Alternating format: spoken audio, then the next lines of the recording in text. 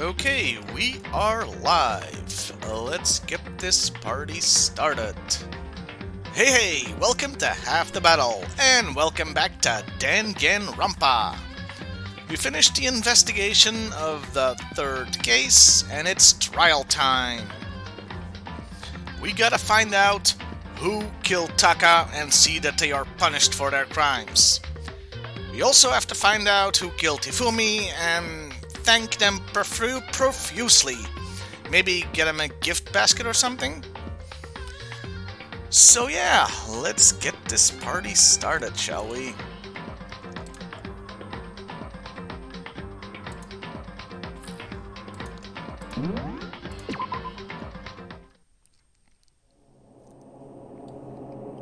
The great thing about the trial part?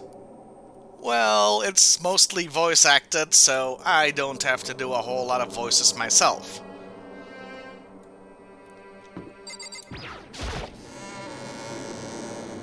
Through the red door.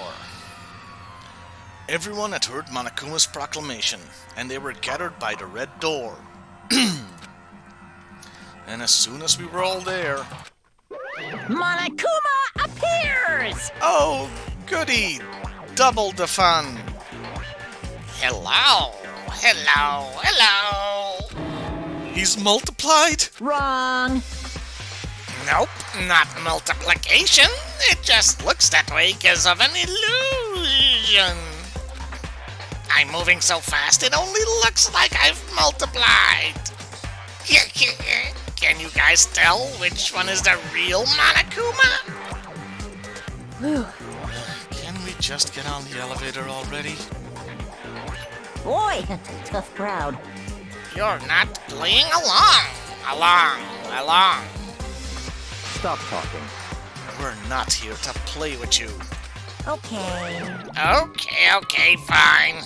Actually, that's all we do. We have to play with the bear. In a game of murder. What fun. Hey! Then, if everyone's here and ready to go, please board the paint ring elevator. I'll see you guys down there. Let's go. Okay then, shall we?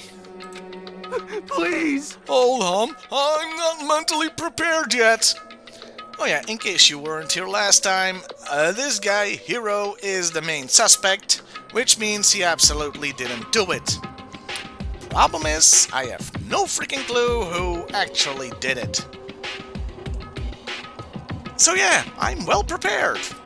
What the heck? You'll never be mentally prepared. You can't run away anymore, Hiro.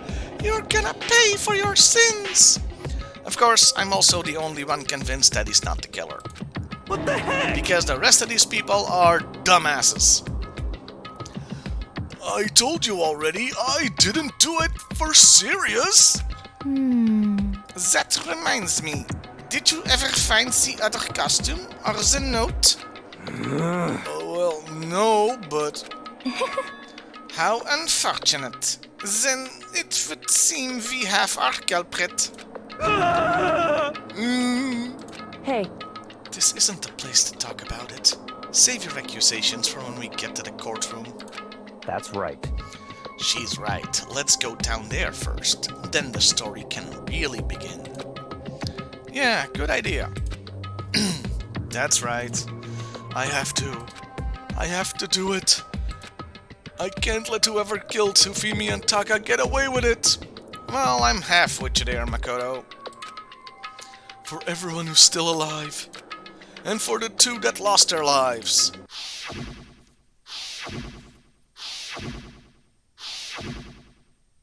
Oh, quick flashback. The one that killed Taka. The one who killed one of our friends. The killer is... well, one of these assholes. Someone right here! Now we can go directly into the elevator, but you should know me by now. I'm not done with my bullshit. damn. I don't like Monokuma's carefree attitude.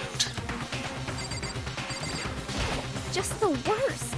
Let's hurry up and go, so we can make Hiro pay for his crimes. Well, Hero's got her vote. Were you listening? Wait till we get to that courtroom to begin your arguing. I didn't say anything. It would appear the culprit has been confirmed. This trial will be over in no time. Well, that's 2 votes for Hero. What about Hey. Kyoko? My babe. The story begins when we get down there. See? Open mind. Oh, it's Genocide Jill instead of Toko. Delightful. Yes, yes. Come on, Big Mac, let's do it! Oh, Big Mac? For Makoto? I like her better every day. Got any famous last words, Hero? It wasn't me. You gotta believe me. But we caught you on camera. Wasn't me. We have witnesses. Wasn't me. I don't remember the rest of the song or how to make it fit with the narrative, so let's get down there and do it to it. I took one last deep breath and exhaled slowly. I began to walk towards the elevator. Once everyone was aboard, the doors closed on their own, and the steel box began to move. Yes, thank you for explaining to us what an elevator does. That's the kind of help that'll get us through this trial. Fewer and fewer people. The clunking of the elevator kept us company as we fell further and further down. There was no going back, unless Hina presses the up button, but until we settled all this, we couldn't go anywhere. Ding! Such a cheerful little sound when we're on the way to hell. I'm not sure how long it was before the elevator finally came to a stop. The elevator door slid open, opening up onto a cruel fate. When I see all of you gathered together like this, I realize just how few of you there are left. Your school life is slowly reaching its climax. Dude, phrasing? Just the worst. Only 'cause of you.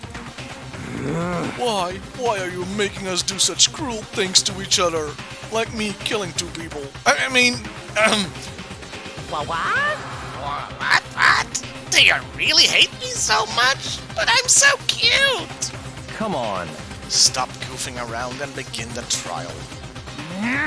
Don't rush me. Of course I'm gonna start it. I would never be like, stay tuned for the action-packed class trial after this commercial break. Even though Timmer did because he stopped the stream last week, right before the trial. What an asshole! Yahoo! I'd never allow on you like that. Okay, let's begin. Get to your assigned seats. Yeah, there was a sliver of merman in there. And so the curtain opened once again. A deadly judgment, a deadly deception, a deadly betrayal, silent but deadly. A deadly riddle, a deadly defense, a deadly faith. A deadly class trial. Yes, we get it. We'll go to our deadly seats. And he'll put his deadly gavel down. Do you want to save the deadly data? I suppose so.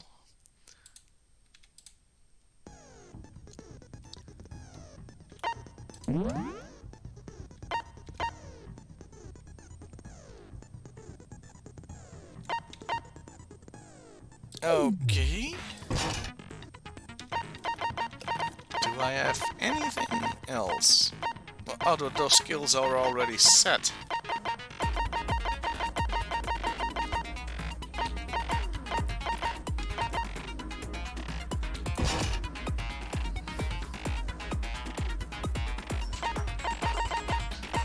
Okay, I think that's it. I got one extra skill, which could be useful. And now they must confront 2 murders who claimed the lives of Hifumi and Kiyotaka. See why everybody calls him Taka? That's why. Anyway, in this class trial, suspicion builds upon suspicion.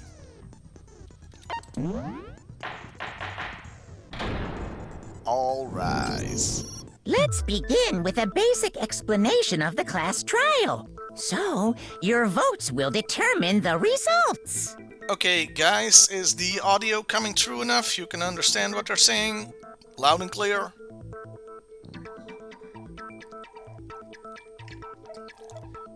If you can figure out who done it, then only they will receive punishment.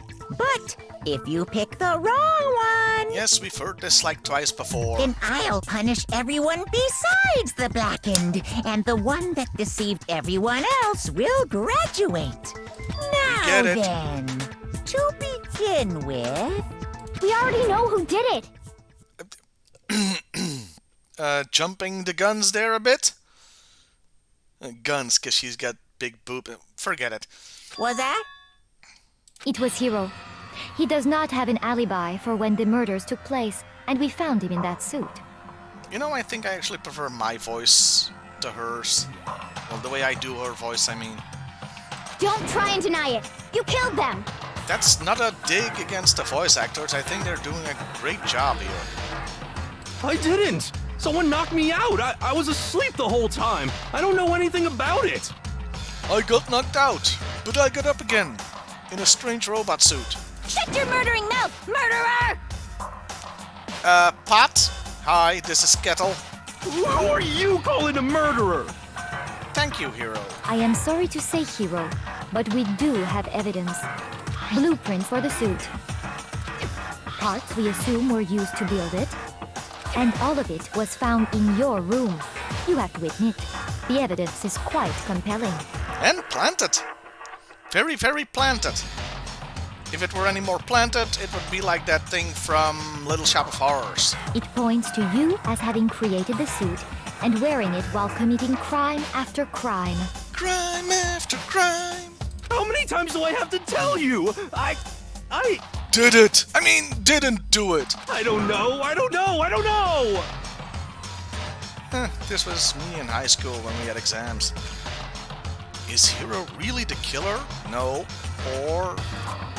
before anything else, we have to make that clear. Well, yeah. What do you mean before anything else? That's the thing we have... that's the whole... God, my character's a dumbass.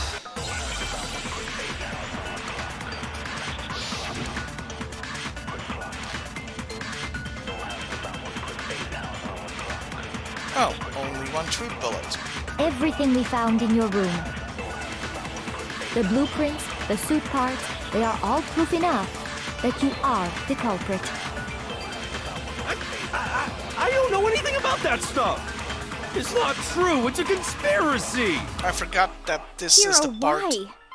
Why of the did you game kill that has them? actual No! gameplay. Hold on a second! So, I could be in trouble here. I mean, looking at the blueprints, that handwriting is awful messy. If I remember right, Hero's handwriting is... like Everything we perfect found calligraphy. in your room. The blueprints, the suit parts, they are all... Boom shakalaka! wrong.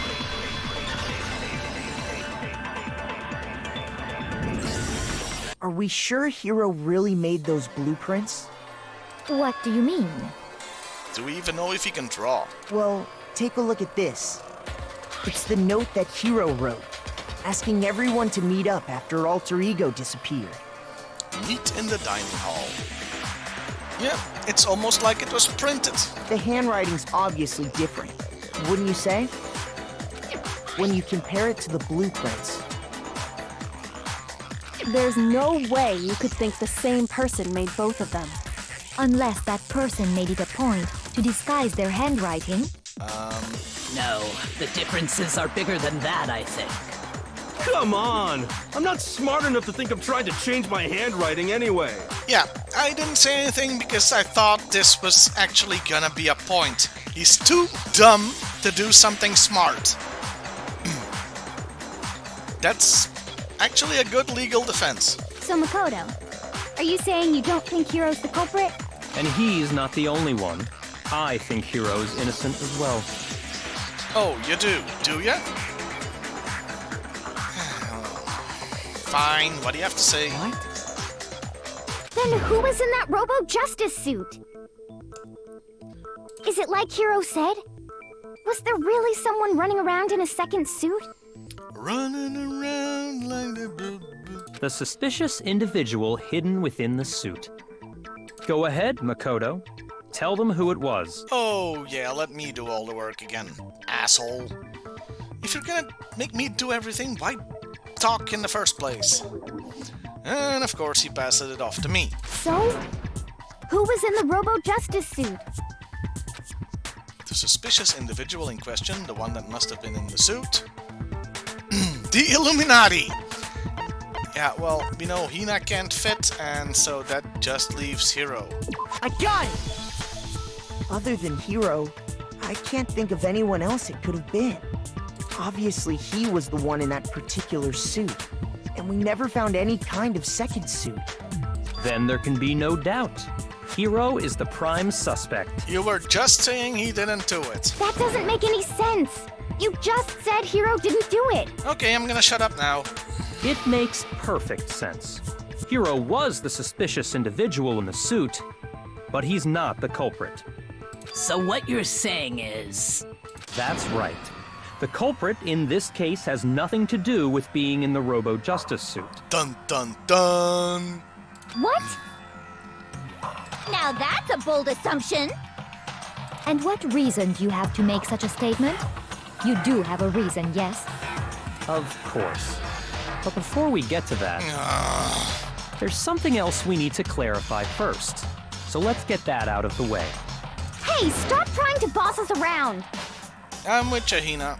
All things have a proper order. So what is it? What needs to be clarified? To enlighten us, We must clarify the method of transportation for Taka's lifeless body. okay? Comes out of left field, but it's the trolley. It would seem that his corpse was moved using certain particular items. Makoto, can you tell us what they were? I hate you. The things that were used to move Taka's body, they must have been...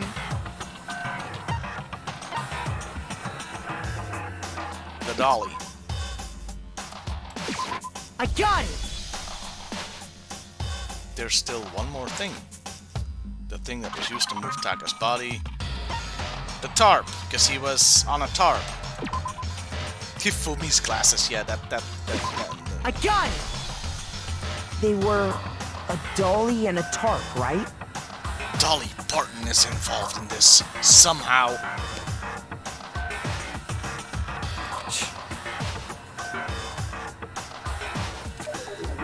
What's with the attitude? So, let's see if I can explain. Taka's body disappeared from the equipment room, and then we rediscovered it in the repository. And when we found it for the second time, it was wrapped in a blue tarp, right?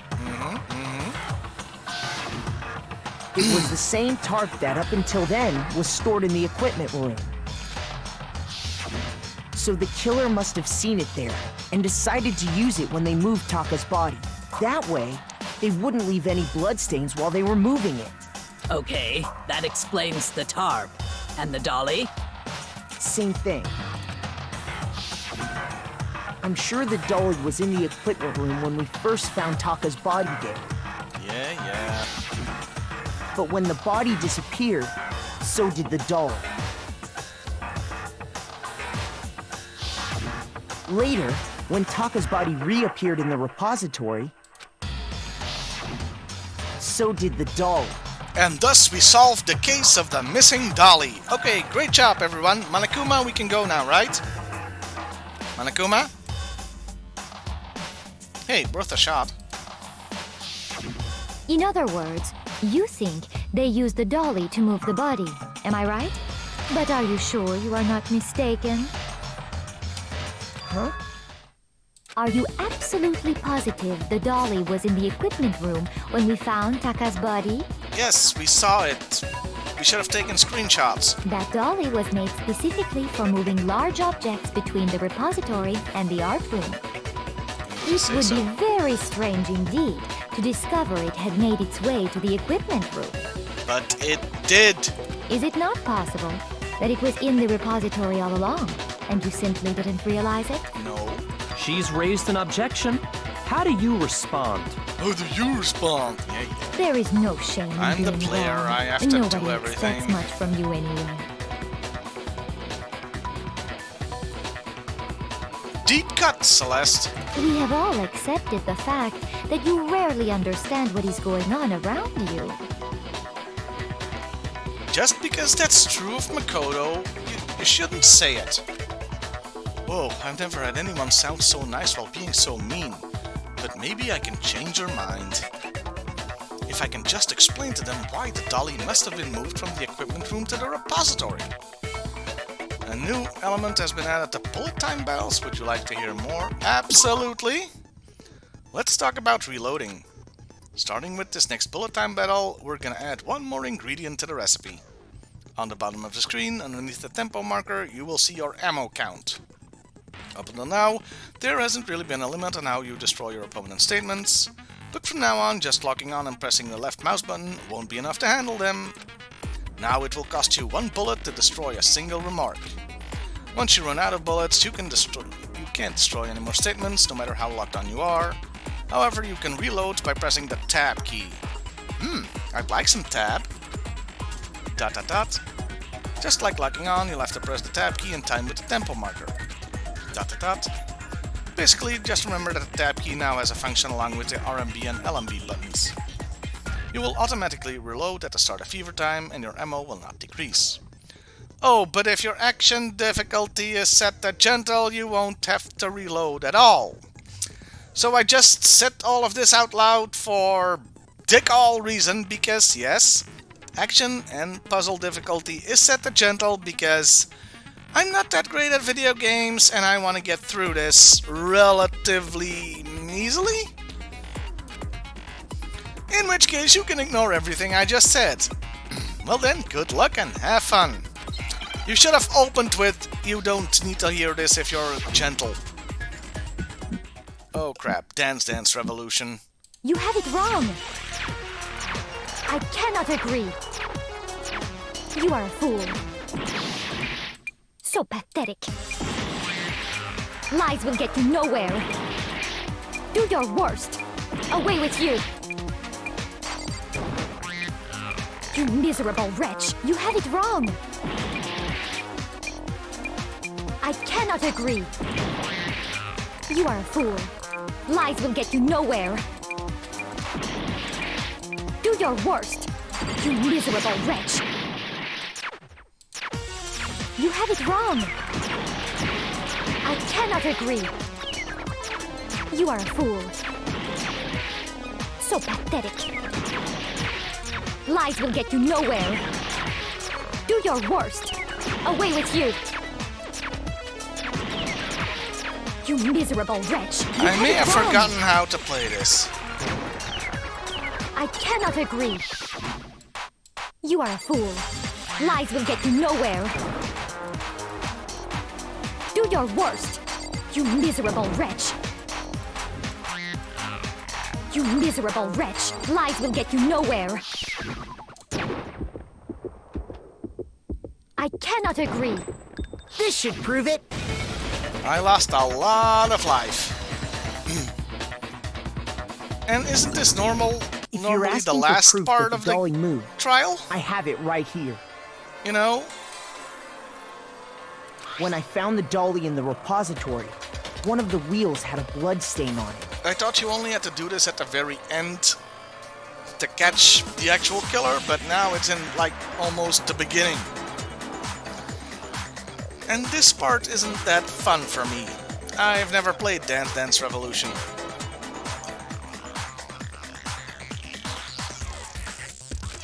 There was a pool of blood in the equipment room with a tire mark in it that matched the dolly wheel's tread. The killer probably rolled the dolly through the blood on accident as they wheeled the body out of the room. And as the blood dried on the tire, they moved the body into the repository.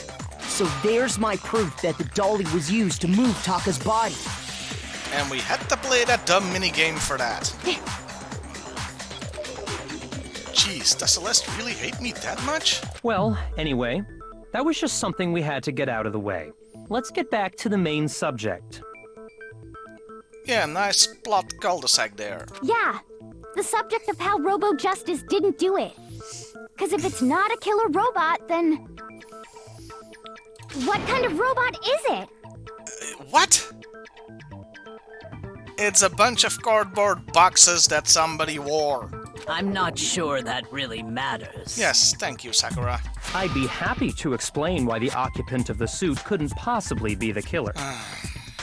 But you're gonna get me to do it, aren't you? If you look back on how the body was transported, it will become immediately obvious. If I look at how the body was moved, it'll be clear why the person in the suit couldn't have done it. What does he mean by that?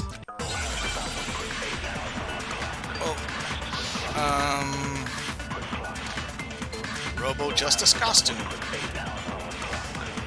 As we know, Taka was killed in the equipment room. And from there, the body was moved to the repository, correct? Yeah, the culprit wrapped the body in the tarp, then loaded it onto the dolly and wheeled He it off, can't right? bend. Oh shit, that was wrong. Come on, Makoto, don't scare me like that. Makes me think something weird is going on. Shoot! I need to think about it one more time. There must be a contradiction in there somewhere. As we know, Where are you, Taka Phoenix, was right killed now? in the equipment room. And from there, the body was moved to the repository, Oh correct? god, we're almost out of Yeah, life. the culprit wrapped the body in the tarp, then loaded it onto the dolly and wheeled it off, right? Now, keep in mind that the dolly doesn't have a handle. Oh shit, we're dead. What do you think? There's some mistake lurking in what I said? Shoot! Oh, bugger. Oh, bugger, bugger, bugger. Nobody believes me. Nobody wants to hear what I have to say. Uh-oh, have we already come to the end of the debate? Well then, the class trial is officially adjourned. Now it's time to reveal who's the blackened.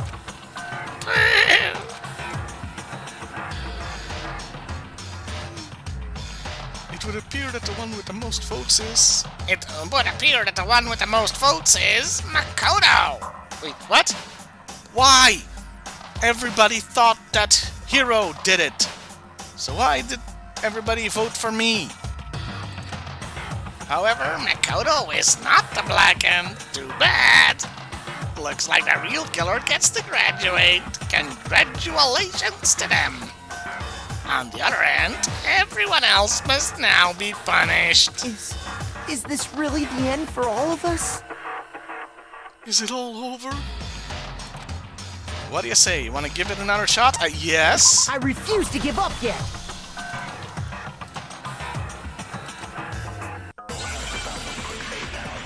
Tell me I get all my life back. Yes, I do. As we know, Taka was killed in the equipment How room. do you And speed from there, this thing up the body again? was moved to the repository, correct? Yeah, the culprit wrapped No, the it's some body in kind the of tarp, button. No, then not that loaded it onto the dolly and wheeled it off, right? Now, keep in mind that the dolly doesn't have a handle. Well, yeah, but even without a handle, all you'd have to do Ah, is here bend we over. go. The thing can't Then you bend can over. push Oh, the I dolly, missed. no problem. So the God damn killer it. just crouched down and carted the body off to the repository. If you accept everything, then you Ah, must there we realize go. that who... sorry, I don't think I realize anything. As we know, and I from there... found the fast Yeah, forward the button. then loaded it on. Now, keep in mind... Well, yeah, but even with all you'd have to do is bend over. Boom. No, that's wrong! No, that's wrong. Break. You're absolutely right that you could push a dolly without a handle if you stoop down low. And speaking of a break, we've been going for half an hour, so I'm gonna take a quick 1-minute break, and I'll be back. Hang tight, everybody.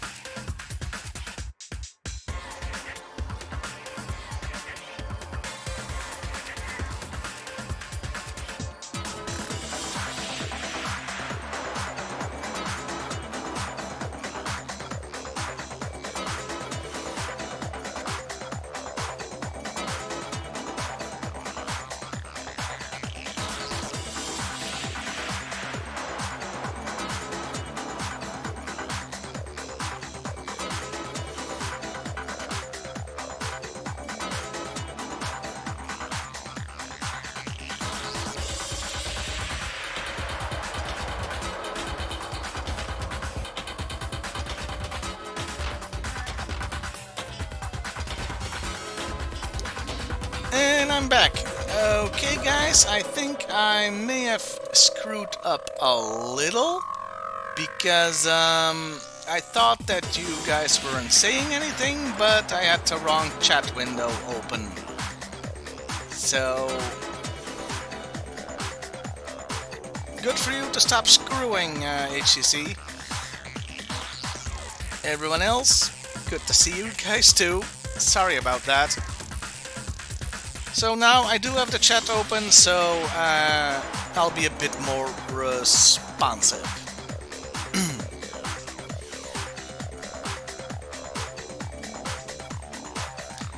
Anyway, back to the show. But if you were wearing that suit, do you think you could actually get into a position like that? What do you mean? Dumbass, you tried the suit on yourself. Think back to what you said when we were all checking out the suit together. Remember? Makoto, you, me, same page. Though I added the dumbass.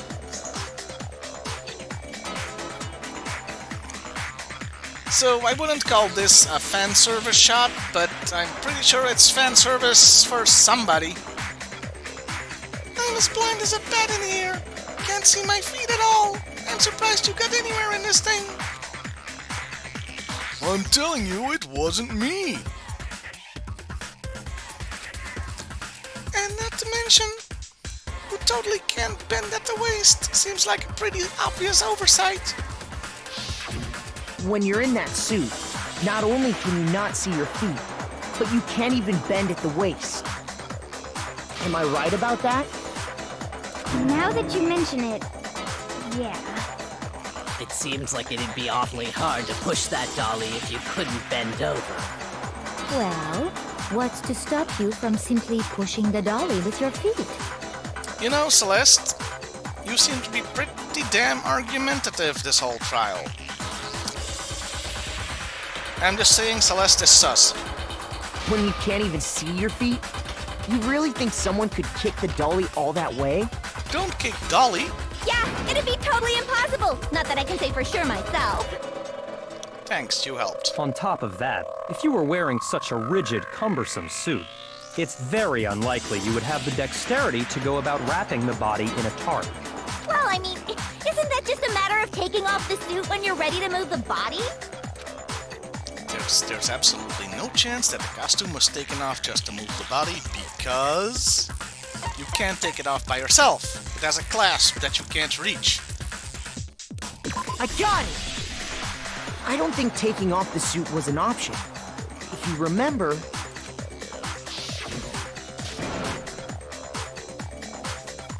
I don't know what's up with this thing, but I can't actually get it off. A little help? Can somebody help me get off? Why would you make something that you can't take off by yourself? I didn't make the stupid friggin' thing! There's a clasp on the back that's keeping you from getting it off.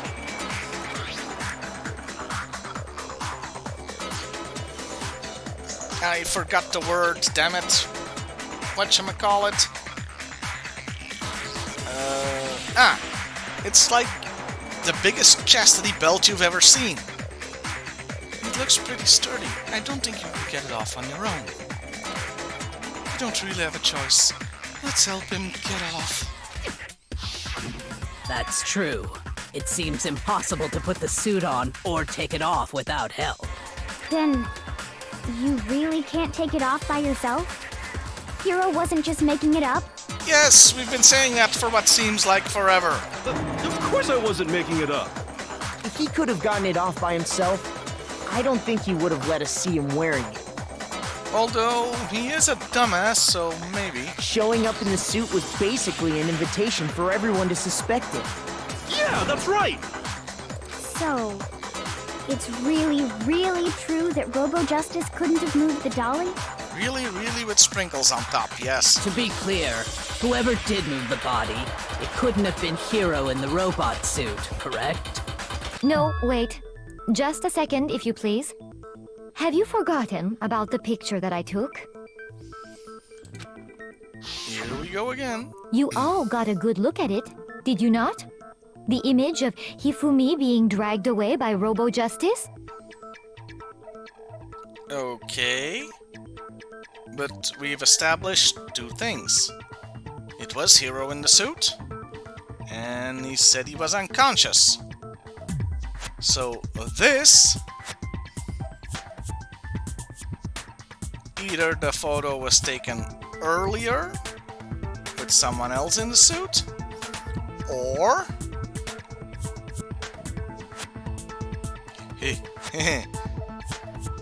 he's not being dragged away. He's carrying the suit. If whoever was in that suit is not the culprit, how do you explain that? Besides, do you remember what the now deceased Hifumi said? How did you get hurt?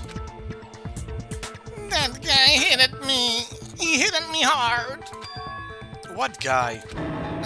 Robo Justice, that's what I decided to call him just now. What? Hello? Whoa, no, whoa. Time out. Flag on field. He decided to call him Robo Justice. And later on, we found out that that was actually the name that was given to the thing. This asshole's alive, isn't he?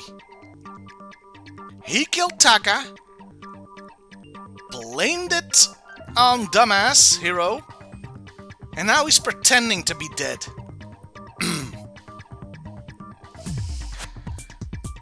We just can't get rid of the asshole, can we?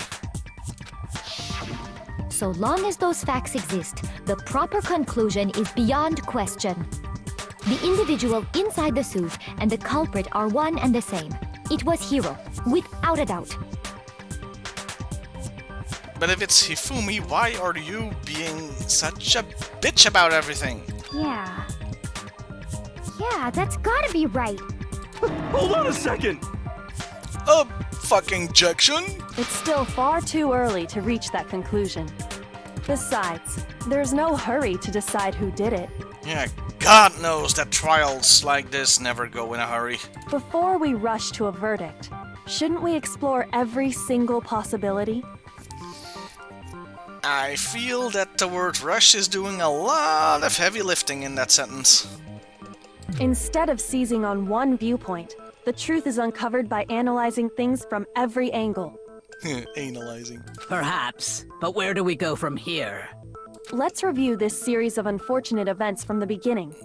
Maybe we'll uncover something new. What are you, a Lemony Snicket all of a sudden? Is it Lemony Snicket or is it Lemony Cricket? Snicket, I think. Moving on. What a pain in the ass! Good point, Chill. Good point. I don't disagree, but our lives are on the line. If this is what it takes, we have to do it. Plus, maybe we'll get to find out where the heck Kyoko was when everything went down. All right then, let's take another look back at what happened. I suppose we could start with this morning. 4 of us gathered together in the dining hall. Makoto, Hina, Kyoko, and myself. Oh, look at all the dead people. We waited there for quite a while, but nobody else showed up, so we went to look for everyone. That was around 8 a.m. Yes, and I remember that you already told the whole story again because I accidentally clicked on your dialogue button last week. But continue. And as soon as we split up, Kyoko went missing. Soon after that, Hina found Celeste in the rec room and quickly came to get Makoto and me. It seems I was unconscious for about an hour after I was attacked by my mystery assailant. I know it was an hour because I remember being attacked a little after 7. Leon there, spoiler, he looks like he just can't believe this shit. That was when we saw Celeste's picture and discovered that her assailant had been wearing a strange costume. As it turns out, it was Robo Justice. It also soon became clear that this same Robo Justice had abducted Hifumi. Citation needed. We were soon joined in our search by Byakuya and Toko, and then went on to find Hifumi in the library. with a candlestick. He was injured, so we took him to the nurse's office and resumed our search for the suspect. But not long after leaving the nurse's office... Zat. What's wrong? I saw a shadow, something moving around at the top of the stairs. When Celeste told us that, we decided to split up and search the second floor. And soon after that, I saw someone moving around on the third floor, and I yelled out to everyone as soon as I did. Yes, we know, I was there. Celeste, what's wrong? We're in a flashback. That was a rather intense scream for someone like you. I saw him, the strange costumed man. He ran off as soon as I screamed. I was blocking the stairs, so he headed further down into the hallway and disappeared. and then...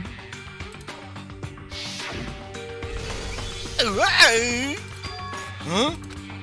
What was that? That came from downstairs. It must have been... Hifumi! He's in the nurse's office. This is bad. Come on, we have to go back. At that point, we decided to divide up into two groups. Oh god, we're only just coming to this part. Celeste, Hina, and I went back to the nurse's office, while Sakura, Byakuya, and Toko chased after the suspect. When we got back to the nurse's office, we found Hifumi, dead. You know, his head kinda looks like an ice cream, strawberry thingy. And that's when we heard the body discovery announcement. I left Celeste and Hina there and headed back to the third floor to let the others know what had happened. Meanwhile, we had just discovered Taka's body in the equipment room. The body we actually care about! We must have found both bodies at almost exactly the same time, because we heard the same announcement not long after we discovered his body. And that's when I told you guys about Hifumi. Then the three of us headed for the nurse's office. We were off to see the wizard, the wonderful Wizard of Oz. But right after we left the physics lab, we ran into Celeste, who'd arrived after us. And she told us something very surprising. Hifumi's body has disappeared. We rushed back to the nurse's office and saw that she was right. Then we remembered we'd left Toko passed out in the equipment room, so we hurried back again. Yeah, we were kind of assholes. This can't be happening. Are we hallucinating all this or something? But when we got there, we discovered that now Taka's body had also gone missing. Next thing we knew, we were searching the school for 2 missing dead bodies. Oh, the fun we had. And after some time... Celeste informed us that she'd found the bodies, and we all headed to the repository, which is where we rediscovered the corpses.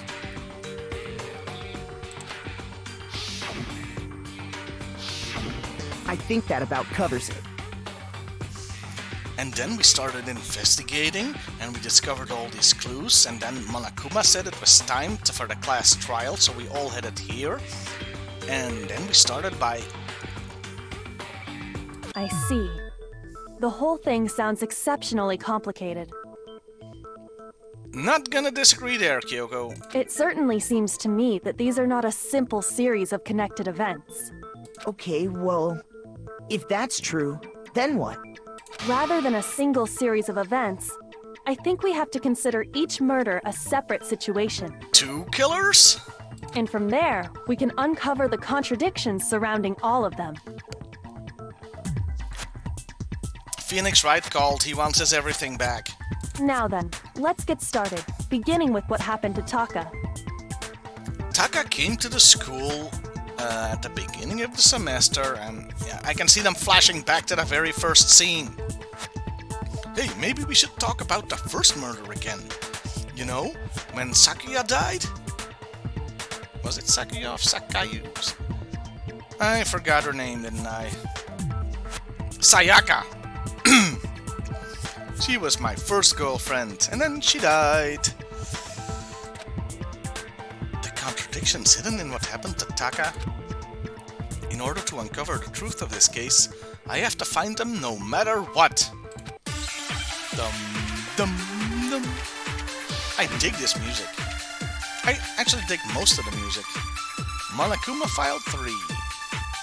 Well, I only have one truth bullet. So, regarding Taka's I don't know what death, it says though. I wonder if he died before Hifumi, or perhaps it was after. Well, We Hifumi... already know what order they were killed in. Taka came last. No. What makes you say that? Because of the numbering of the Justice Hammers. It's true that Hifumi was killed with Justice Hammer 3, while Taka's death came from a swing of Justice Hammer 4. See? Hifumi So literally it's talked to obvious you Taka guys came after after. Taka was dead. The Justice Hammers were numbered, but were they really used in that order? So, regarding Taka's death, I wonder if I'm he assuming died the before Monokuma Hifumi, File has times of or death or perhaps it was something. after. We already know what order they were killed in. Come on, Makoto, don't scare me like that. Makes me think something weird is going on. In this school, no. Shoot! I need to think about it one more time. There must be a contradiction in there somewhere. So, regarding Taka's death, I wonder if he died, or perhaps it was. We already know Taka came last. He's such a makes you say gentleman that that? he always comes last. Because of the numbering of the Justice Hammers. What? Uh-huh. Shoot! So, There regarding are two Taka's death, statements. I wonder if he, or perhaps it was. We already know Taka came last. What makes you say? Because of the number. It's true that Hifumi was killed with Justice Hammer 3, while Taka's death came from a swing of Justice Hammer 4. See? So it's obvious Taka came after. Wait.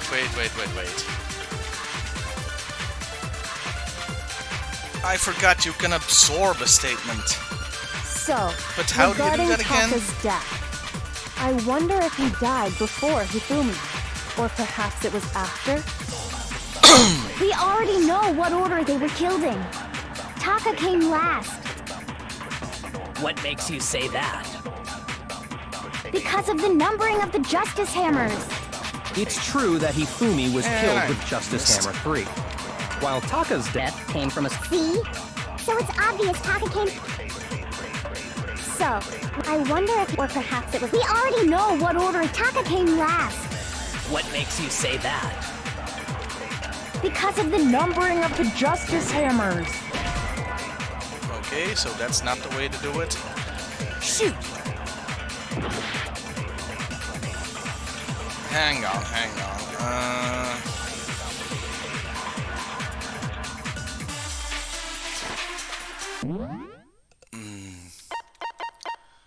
Controls left shift.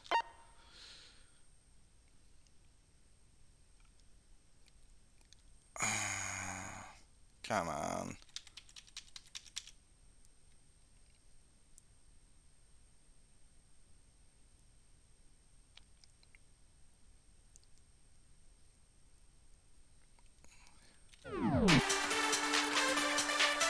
So, regarding Taka's death, I think I got it wonder if now. he died before Hifumi, or perhaps it was after. We already know Taka came last. What makes you say that? Because of the numbering of the Justice Hammers. It's true that Hifumi was killed with Justice Hammer 3, while Taka's Okay, death... I think I got it So now. it's obvious Taka came after. So, I wonder if he died before, or perhaps it was after. We already know what order they were killed.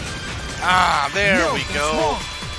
And it only cost me, 3 out of 5 lives. Hold on. There's no reason to assume that the hammers were used in the same order as their numbers. If anything, That's just another way the killer tried to disguise their actions. So you're saying the culprit wanted us to think the hammers were used in order, but in reality, Taka was killed before Hifumi? Okay, I feel that we already knew that because Hifumi talked to us before he snuffed it with Taka already dead. Okay then, let's see the proof. Congratulations, HCC. Evidence that proves Taka was killed before Hifumi. There's something that relates to what time he must have died.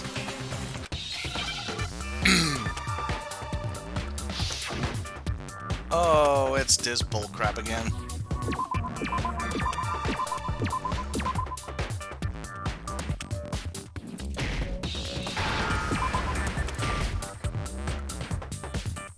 Wait, how do you do this? Oh, you just shoot them once they're red.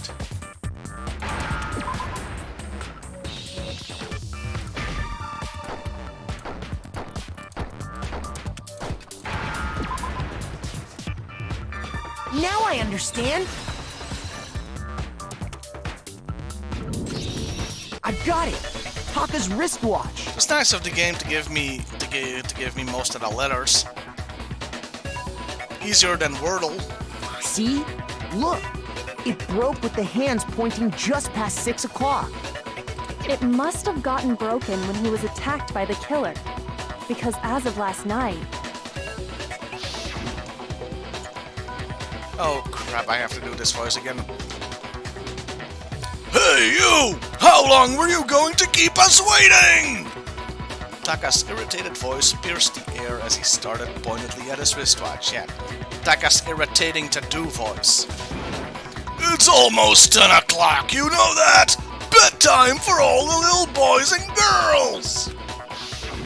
So if it wasn't broken after 6 last night, then he must have been attacked around 6 this morning. And that would be his official time of death. But if that's true, then he was killed well before Hifumi. Which we already knew. And before Celeste was attacked this morning, which happened around 7. That's right. Taka was killed before any of the other incidents took place. Meaning nobody has an alibi. That simple fact slipped past all of us. We made the wrong assumption about the order of events, all because of those justice hammers. You know what they say? When you assume things, you make an ass out of Uma Thurman. That's exactly why the culprit wrote the numbers on each hammer and had them increase in size. That way, when we saw how they were used in each incident, we'd easily make that wrong assumption. It's exactly like the 3 pigs. You set loose 3 pigs in a building, and you label them 1, 2, and 4. And nobody will ever stop looking for the 3rd pig. Now, if Taka was killed around 6, then everyone's alibis for his murder go out the window. Because when he was killed, we hadn't met up in the dining hall yet. That may be true in the case of Taka's murder. But all of our alibis still hold true for Hifumi's death. That's right. With him, at least, we're all safe.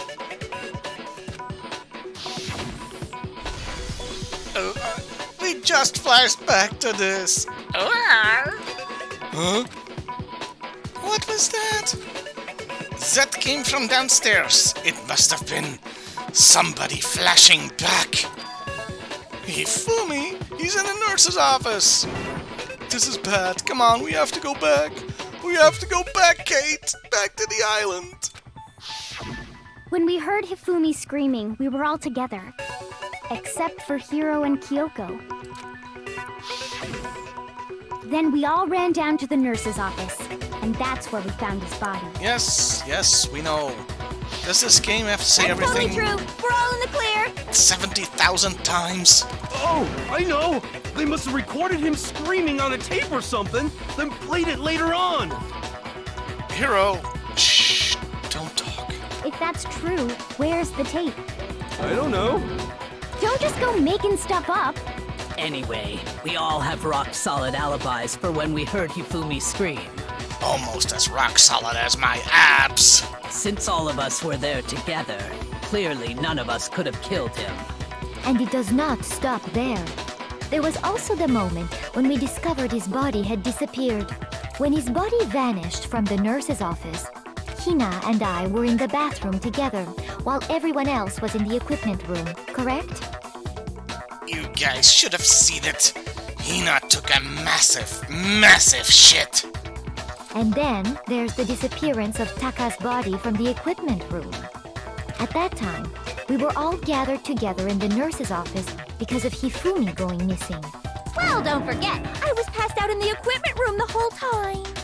Well, Toko was, but whatever. Wait, then what if Genocide Jill did it? She could have dragged Taka's body out of there right then. Even if she could pull that off, there's no way she could have done the same with Hifumi's body.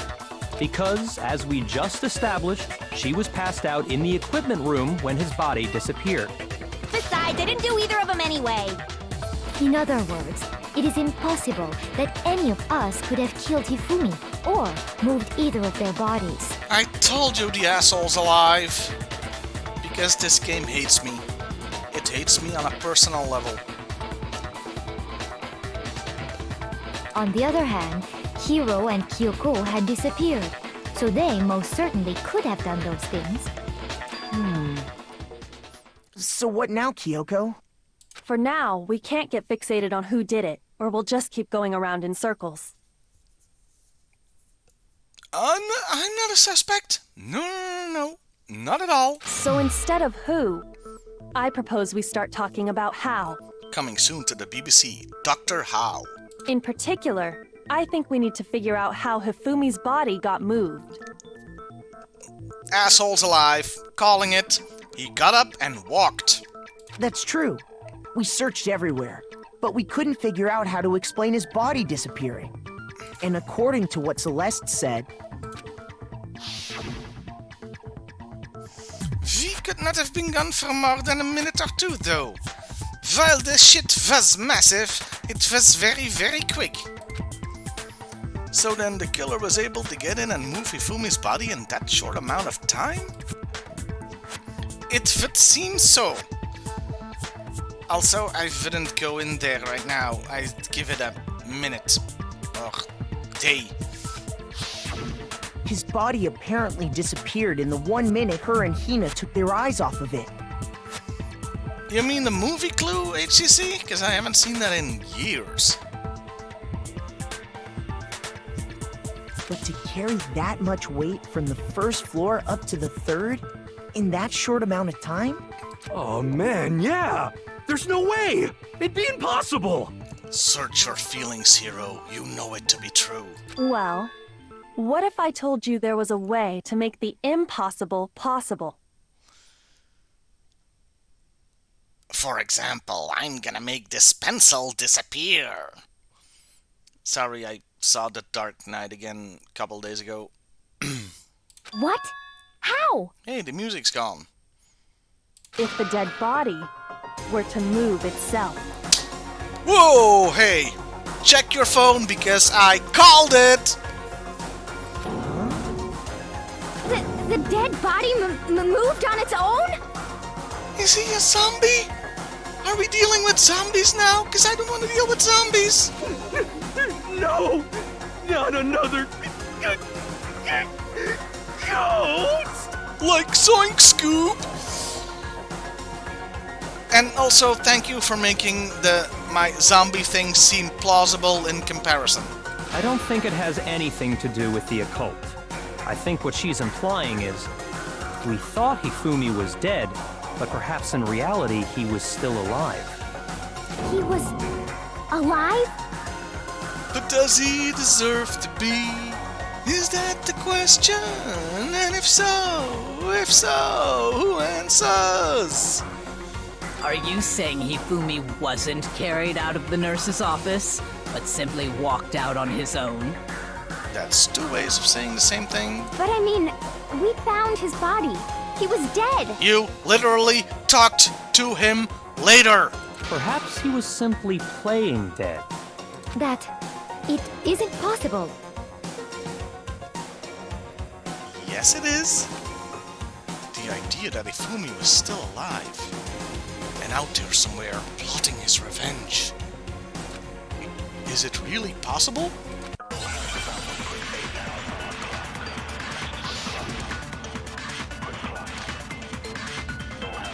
Broken wristwatch. Are you saying that when we first found Hifumi in the nurse's office, there's a chance he was actually still alive? No, it is impossible. I'm feeling I have to absorb something. Hifumi was dead, without a doubt. He talked And you know later. that how? Surely you heard the body discovery announcement along with the rest of us. Hifumi's dead body had been found. And that is why the announcement was made. Are we really so sure about that? Maybe the announcement was intended to signal someone else's discovery. Yep. That's gotta be it. I'm sure the body discovery announcement was only made once, but Ifumi and Take's bodies were discovered at almost exactly the same time. Are you saying that when we first found Hifumi in the nurse's office, there's a chance he was actually still alive?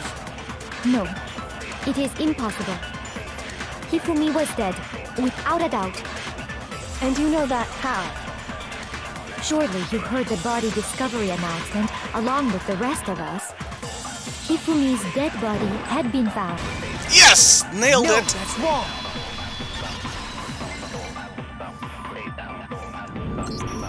Was the body discovery announcement that was made really intended for Hifumi?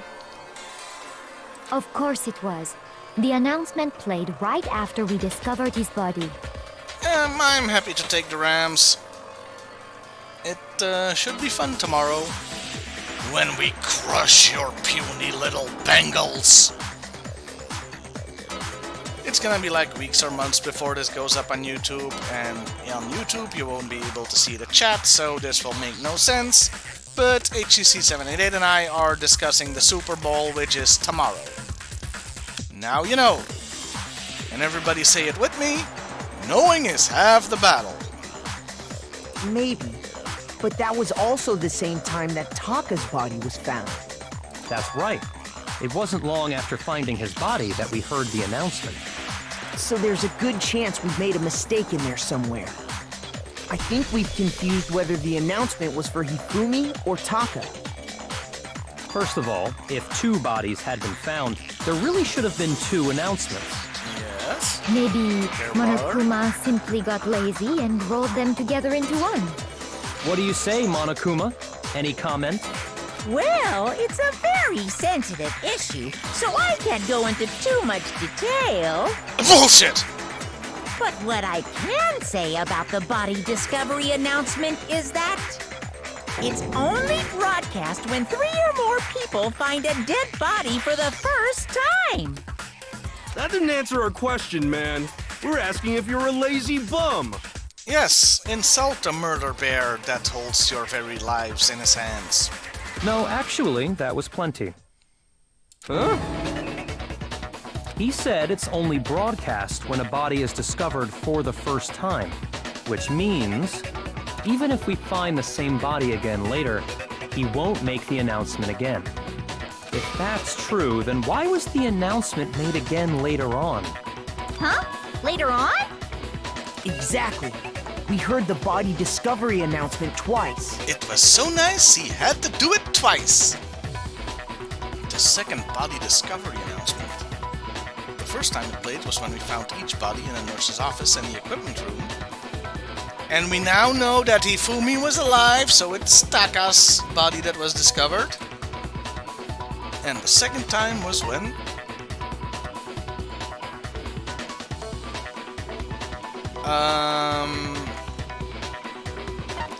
no. It's either that or this, and I have no clue which is correct. I got it! We heard it a second time in the repository, when we rediscovered the two bodies.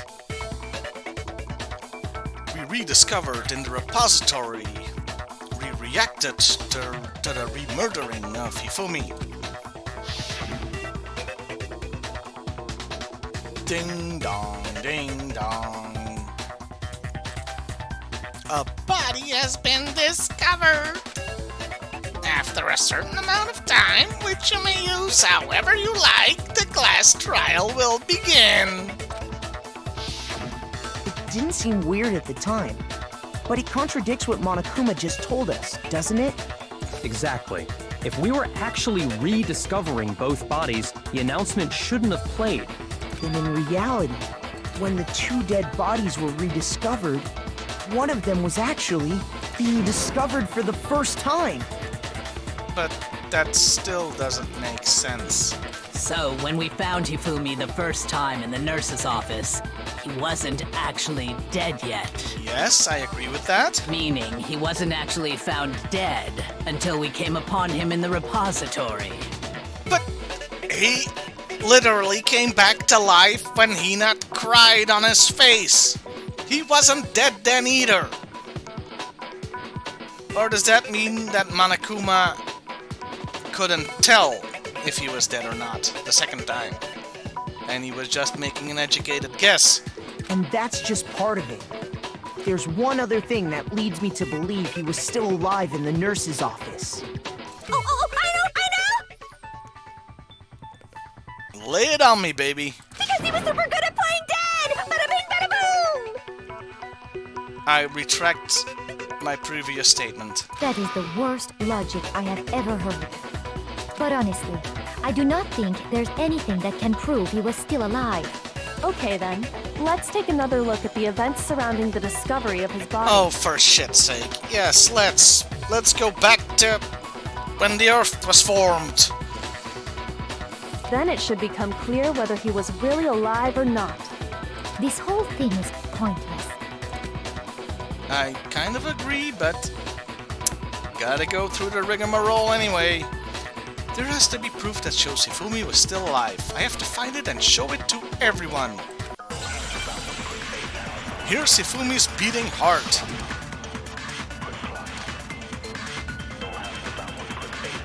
Yeah, well, at least So on here's one gentle, thing it we isn't do that know. difficult. There's The only first one time we bullet. found Hifumi's body was in the nurse's office. And then, while me and Celeste were in the bathroom, his body disappeared. Unless I have to absorb something. And the next time we saw his body, it was in the repository. But when you compare his body before being moved and his body after being moved, other than the change in how it was positioned, there was no notable Yes, there difference. was. The glasses were cleaned. No, that's wrong.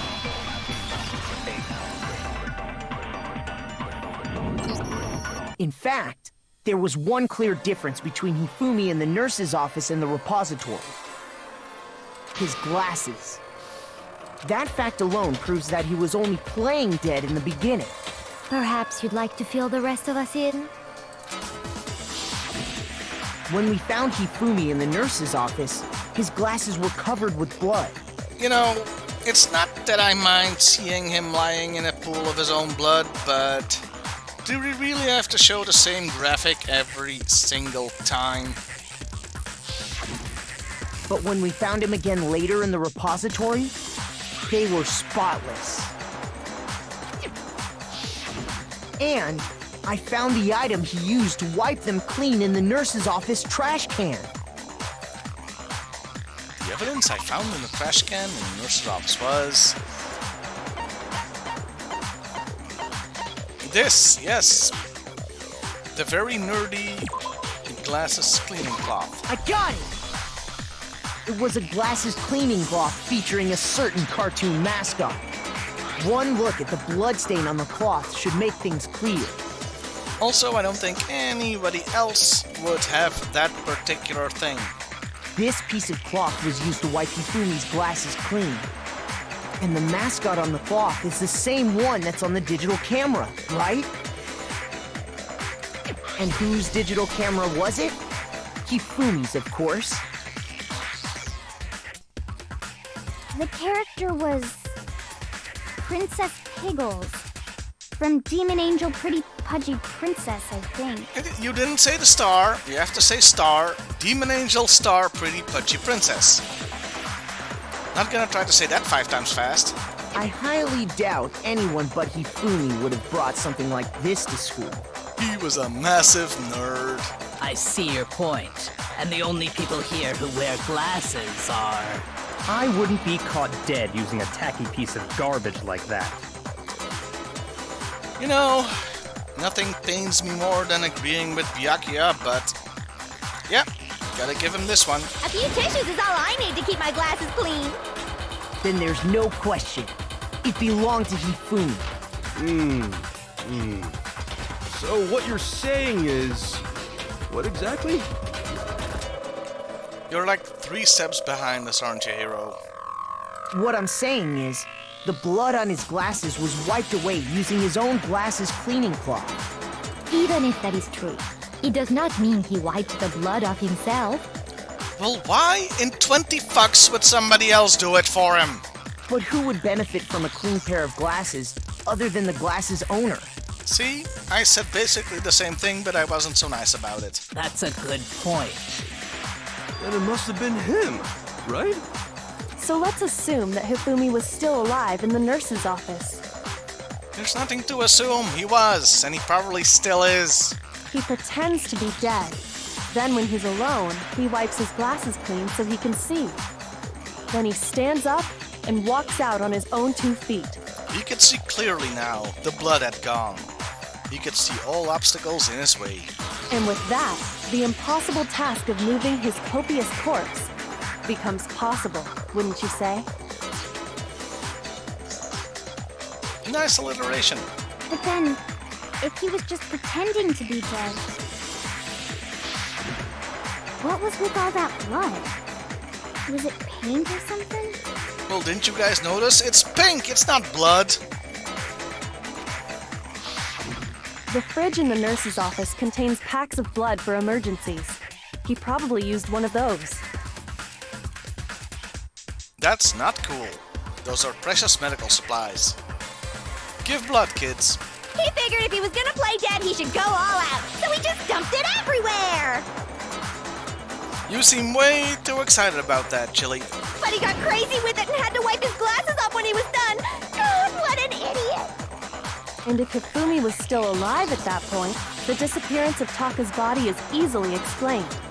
It should be perfectly obvious who must have moved Taka's corpse. The one who moved Taka's body was... No, we don't have 2 people that raised from the grave. And Sakura makes no sense, so it must have been Hifumi, because he was busy framing people. He's alive, the asshole.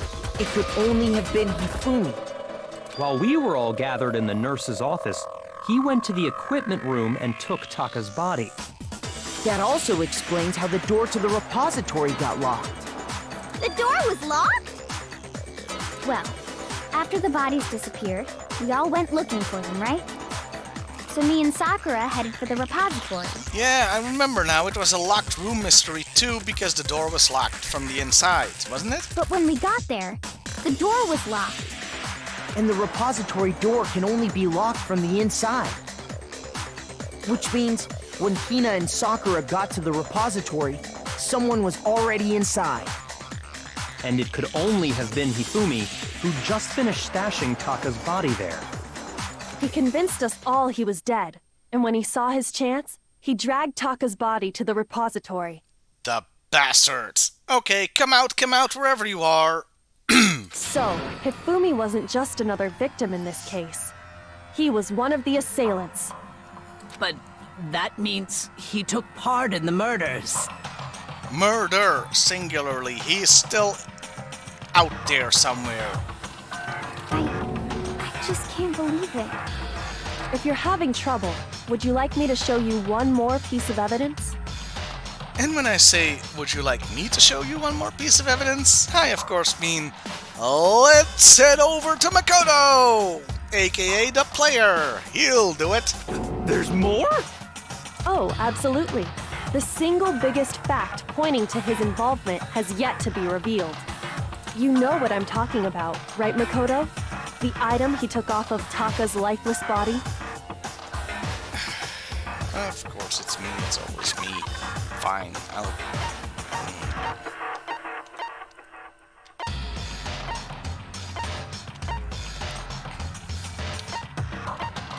Come on, where are ya? The note Hifumi had. Well, it's either that or the scrap of paper, but I think it's this. I got it!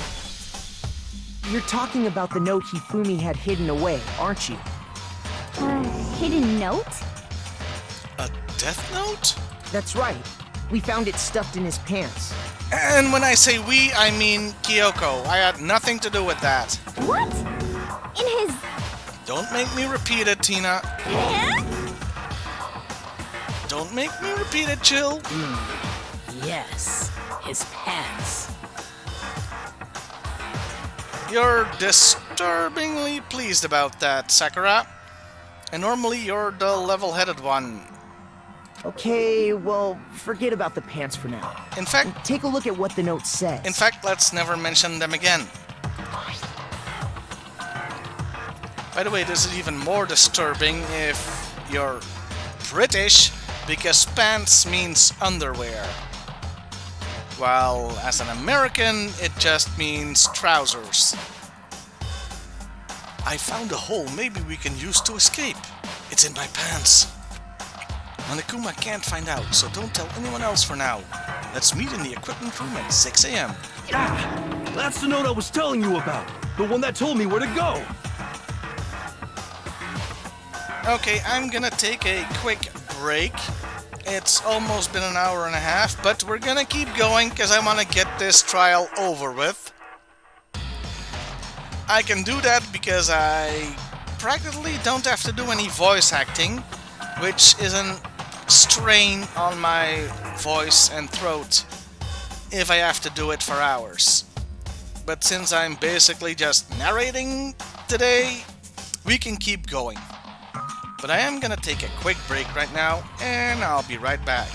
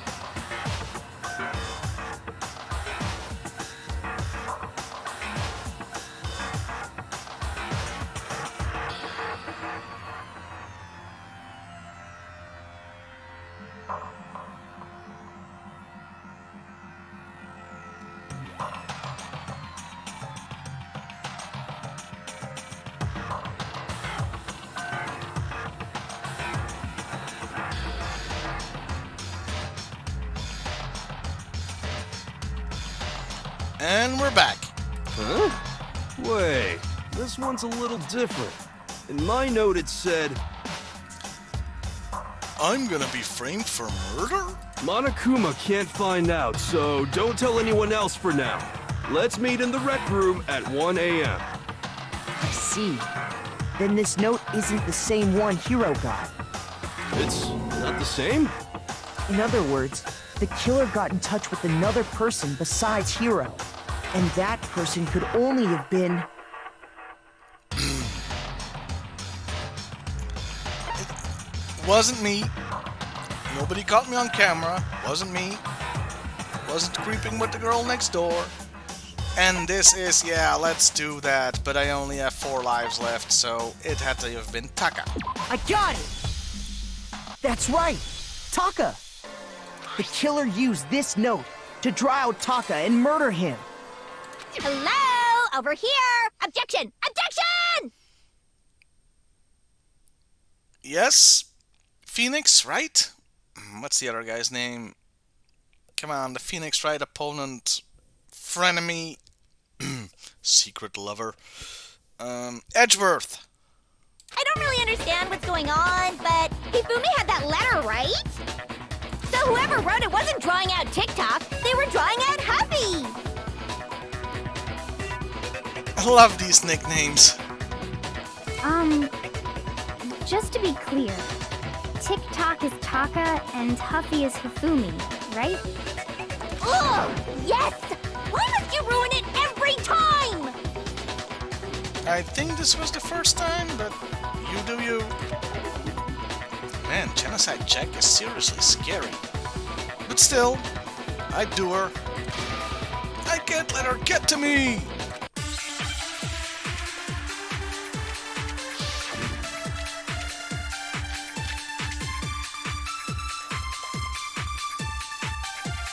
Oh crap, there's 3 things.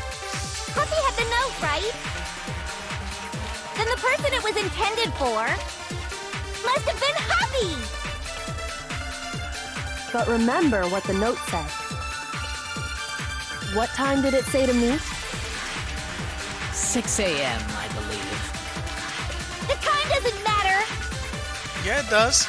The note has nothing to do with TikTok! Yes, it does. Because he died No, at 6. it's wrong. Hey, Cap. Good to see ya. No, there absolutely is a connection. What the hell are you talking about? The note said to meet at 6 a.m., which is the same time Taka was murdered.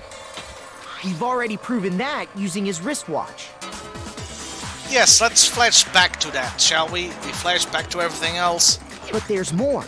Look where the note says to meet. The equipment room, right? Which is where Taka was killed. I see. So, Taka was murdered at both the time and place written in the note. I'm doing fine, Cap.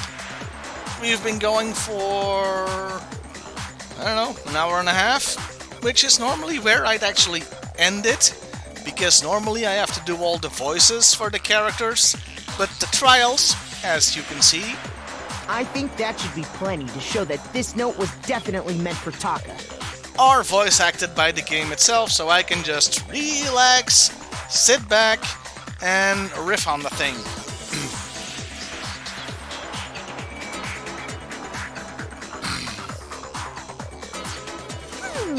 Well, when you put it like that... No further objections! I don't even mind this plot cul-de-sac, because I love hearing Genocide Jill. Then someone used that note to trick Taka. Just the same as me. The culprit really is a cold-blooded monster. Telling people they found a way out. But if they gave the note to Taka, what was Hifumi doing with it? Stuffed down his pants, no less! I thought we'd agreed to never talk about that again, Jill. Most likely. Hifumi stole it off Taka's corpse after he died.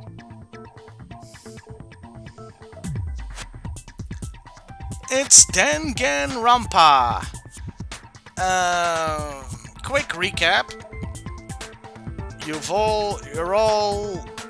Every character are basically ultimate students invited to the ultimate school, but when they got there, they got knocked out, and when they woke up, the school was completely closed off, and A murderous teddy bear told them that the only way out is to kill somebody without getting found out. It's been a trip. But don't worry, eventually the entire thing is gonna be put up on YouTube when we're done with it. Though we are on case 3 and there are like 5 or 6 cases, so we're gonna be here a while, especially since I started in October. Yes, we are halfway through February.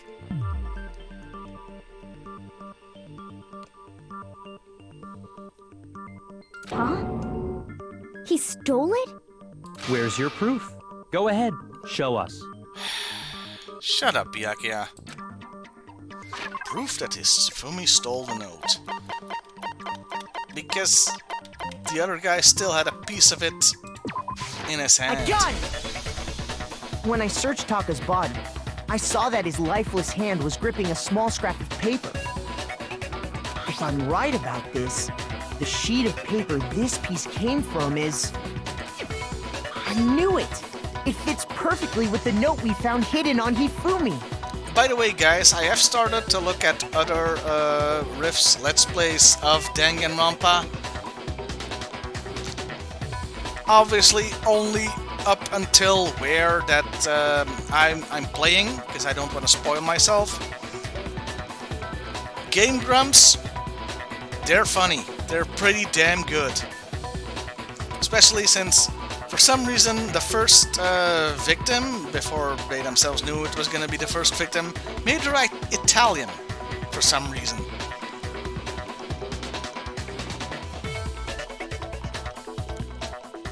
And Mark's girl, who's a great person, as always, has also been doing a Let's Play with a couple of friends.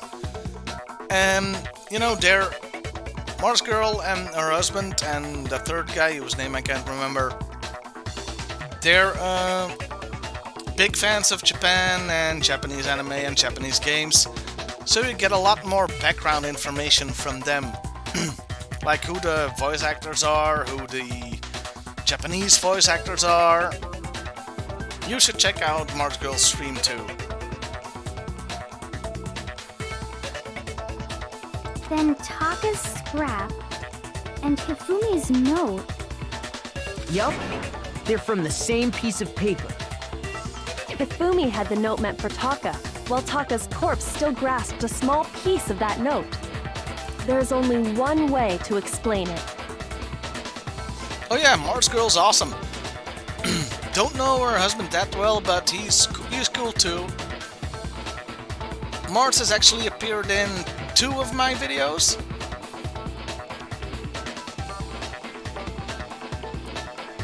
The one about the septic tank, and then in my skid mark review. Taka died clutching the note. Hifumi tried to free the note from his death grip, leaving behind only one small scrap. Did I get all that right? That means Hifumi knew the note was important. Let's go over the entire thing again. Exactly. Which proves that he was an accomplice in the murder. He was the murderer. Whoa. He's still alive, I know it. Yeah. After seeing all this, Hifumi was super involved in this whole thing for sure.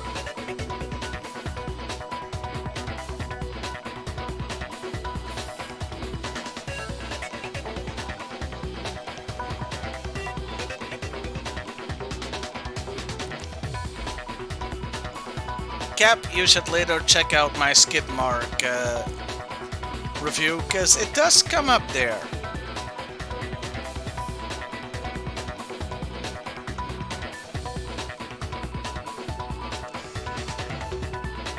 Well, that would be quite a twist there, Hoodie.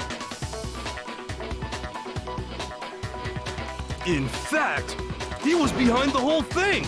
In fact, he's still alive! What?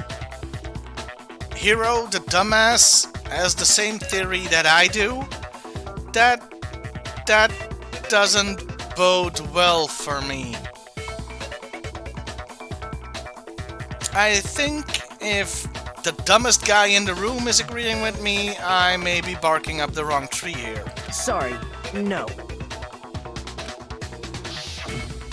When we found him in the repository, Hifumi was truly and completely dead. No, he wasn't! He came back to life when Hina cried on him. You were there! The second body discovery announcement proves that. He came back alive. So then, who killed Hifumi? Whoever did is the mastermind, the true killer. Okay, so I guess we're going with this then. He was killed in the repository. So he must have been killed not long after transporting Taka's body. Okay, so yeah, maybe Hifumi really is dead. The game seems to be pointing in that direction, which I'm not too sad about because he was a horrible, horrible character. So, he must have been killed after Taka's body vanished, but before we found both bodies in the repository. During that time, we'd all split up and were searching for Taka's missing body. Yes, we know. We've mentioned this 3 or 4 times. In other words, during that time, none of us have alibis. Also mentioned that. Wait, but me and Sakura were together. Stop trying to steal the spotlight, you stupid walrus! Stupid what now? Who are you calling a walrus? I am the walrus, Kakukachu. Anyway, when they were killed bothers me too. But there's something that's been bothering me even more. And what might that be? The weapon they used to kill Hifumi. The weapon? Yeah, because I mean, according to the Monokuma file, the way Taka and Hifumi were killed was almost the same, with them having similar fractures and all. Well, Hoodie, this game is 10 years old, older actually.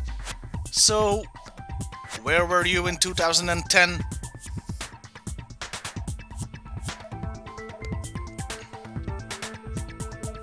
But Justice Hammer 3 and 4 were still laying around in the nurse's office and equipment room, right?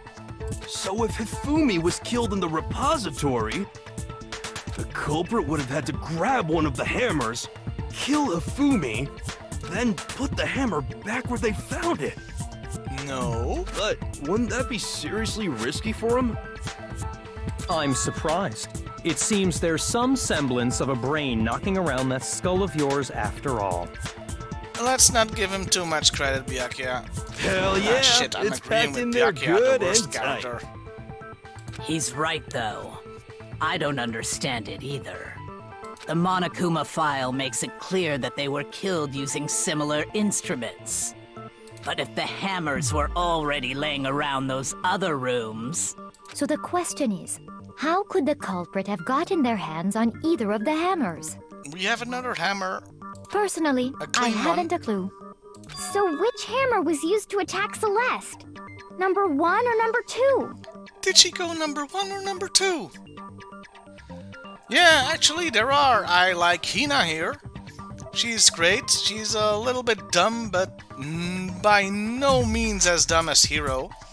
I really like Kyoko. She's the white purple-haired girl. Genocide Jill is awesome. Can't really call the player character a real character since he's basically the player. And Sakurai is awesome. Those were accounted for in other rooms too. And I don't think either one is big enough to kill someone. Of course, a few of my favorite characters are dead already, but what you gonna do? Then, Is it not possible they used a different weapon? This guy, however, is a douchebag.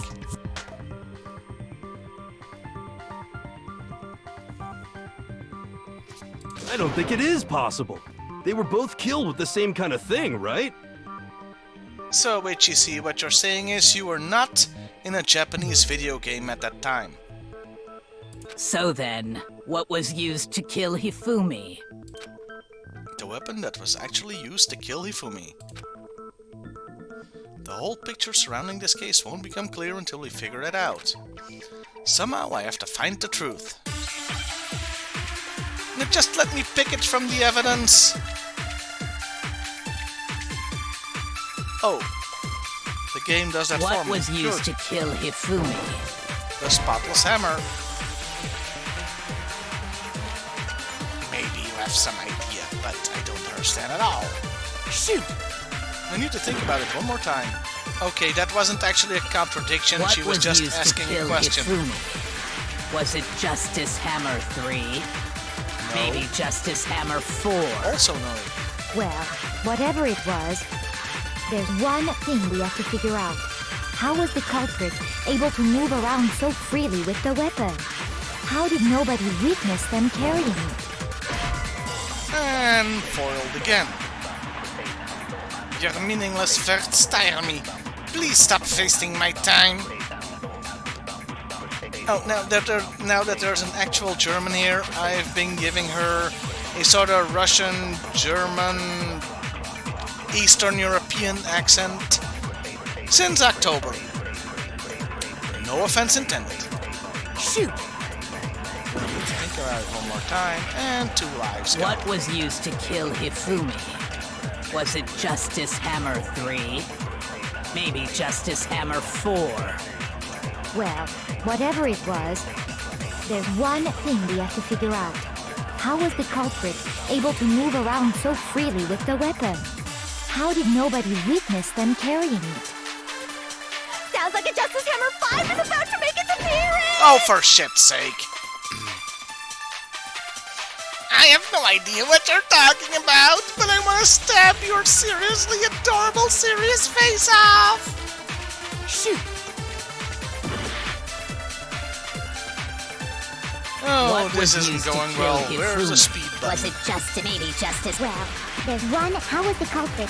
How did nobody Sounds like a Justice. Check out murdergear.com/hammertime for more info. Well, one Okay, thing somebody seems try pretty that clear. site. The murder weapon had to be one of the No. Justice. Finally, yeah, No, well, you try it's wrong. everything else and it doesn't work. The murder weapon wasn't a justice hammer at all. No, it was something completely different. Well, not completely different. It was still a hammer. But seriously, a different weapon? Specifically, a hammer from the repository. The killer could have easily used that to kill Hifumi. It was still hammer time. Now, all the hammers in the repository were covered in flecks of grit and debris. But for some reason, one of them had been scrubbed clean. Huh? And the reason it had been scrubbed clean was most likely because it was used to commit murder.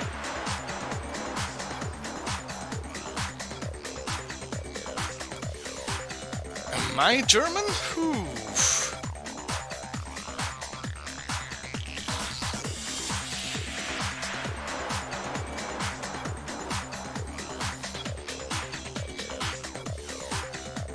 If the hammer got covered in Hifumi's blood, of course they'd have to clean it off.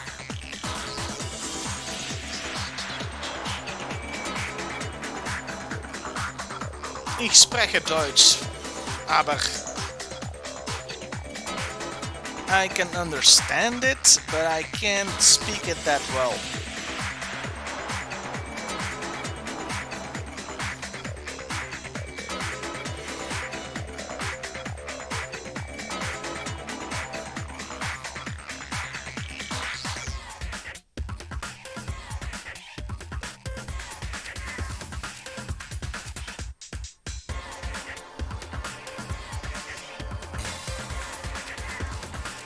Yeah, it's funny, Hoodie.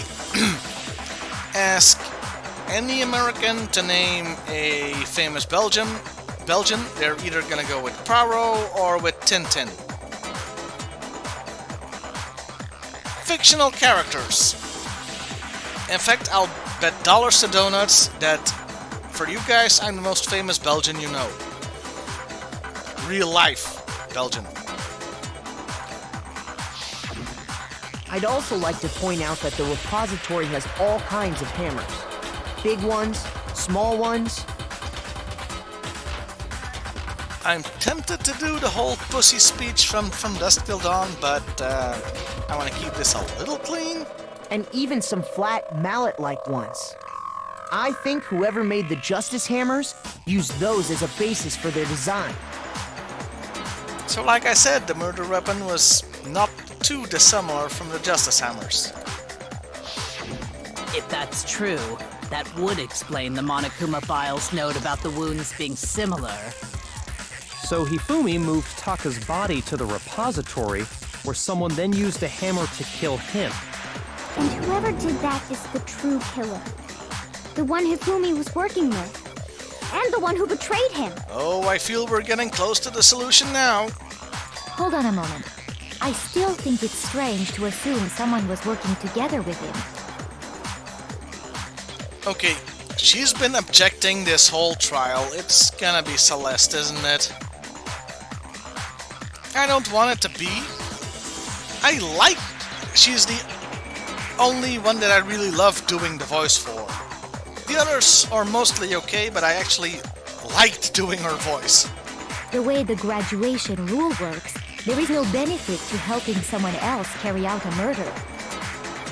So the idea that anyone would work together like that is simply ludicrous. We talked about this, did we not? We did talk about how there wouldn't be any reason for anyone to work together. At least that's what we thought at first, but... here we go again! I'm gonna have to absorb something on that. Based on the rules that have been laid out for us, even if more than one person is complicit in the murder, only the one who actually carried out the act can graduate and survive. Assuming the rule holds true, it is simply impossible that two people work together on this. That is how the rule was explained Okay, to us. impossible is a But thing we that have to only shoot, really I think. applies if there's one murder, right? In this case, however, there were two murders.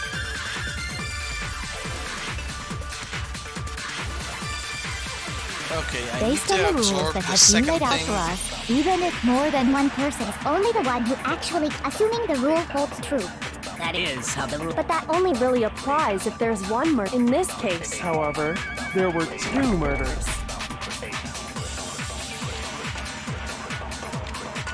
Can we really say there's no chance two people work together on this? based on the rules that have been laid out for us, even if more than one person is complicit in the murder, only the one who actually carried out the act can graduate and survive, assuming the rule holds true. Yes, nailed it. No, that's wrong. Oh, you weren't here from the beginning, Cap, so you don't know, but the first victim was actually Since there were two sort of murders, the girlfriend it's at least of the plausible main that character, more than one person i.e. was me. involved. A girlfriend that tried to frame me for murder. But she kinda got stabbed. What do you mean? If there'd only been one murder, then yes, the idea of an accomplice isn't really worth considering.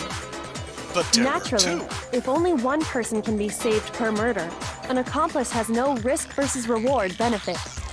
Risk versus reward benefit? You're gonna get mathy on us there, Kyoko. The payoff for working together. The reward that balances out the risk of taking part in a scheme. See, I like Kyoko. She's a likable Byakuya in that she also seems to know everything. But she's not a dick about it. There's no point in being someone's accomplice if there's no benefit to you.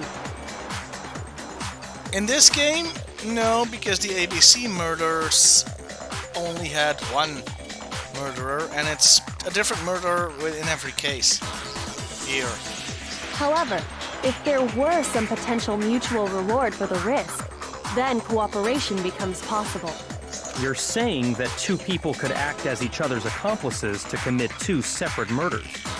I think that's what the true killer told Hifumi. They would each have an accomplice for their crime.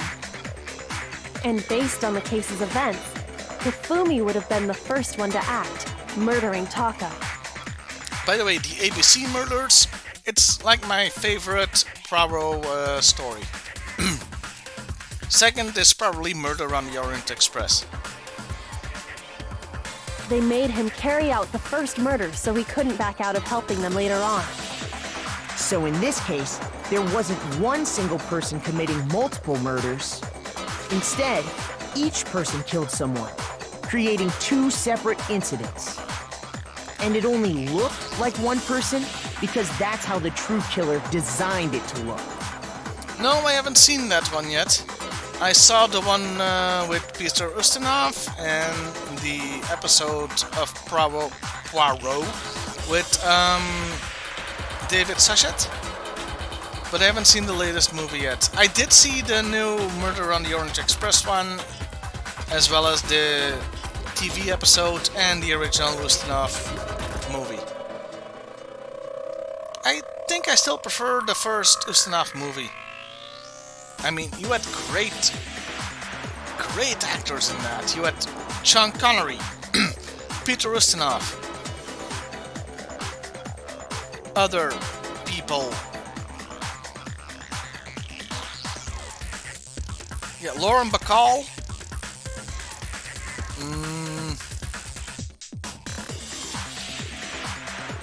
You know what? You can Google this. We have a murder to solve. A single suspicious individual, a similar weapon used in each crime, disappearing bodies.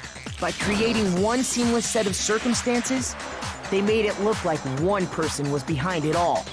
The mastermind picked their target and managed to convince him to go along with their plan.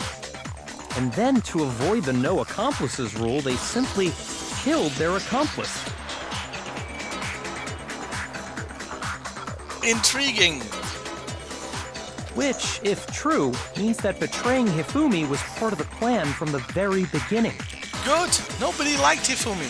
But that's just awful. How could anyone be so cruel?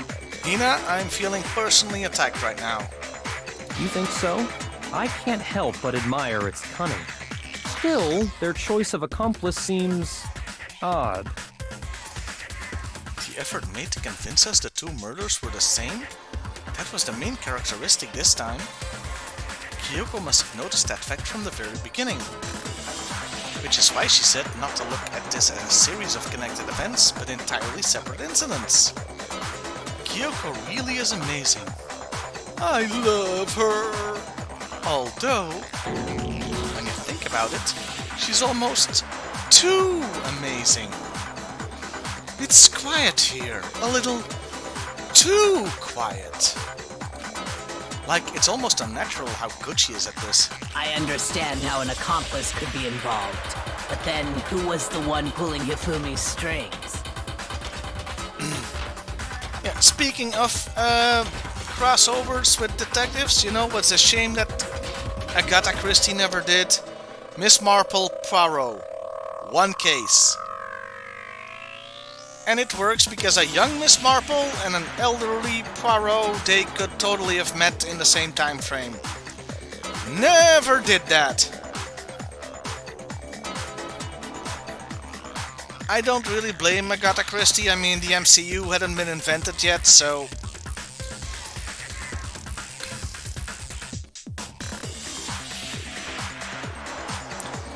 That's problem numero uno right now. You don't meet many girls who can clean their ears with their tongue, but here's Genocide Jill. The true killer manipulated Hifumi to carry out a number of actions, and in the end, murdered him.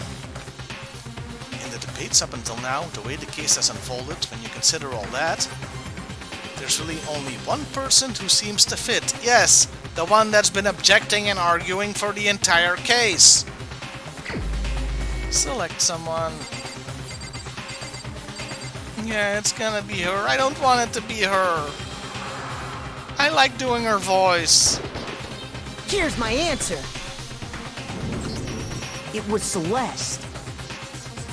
Celeste, the best a man can get.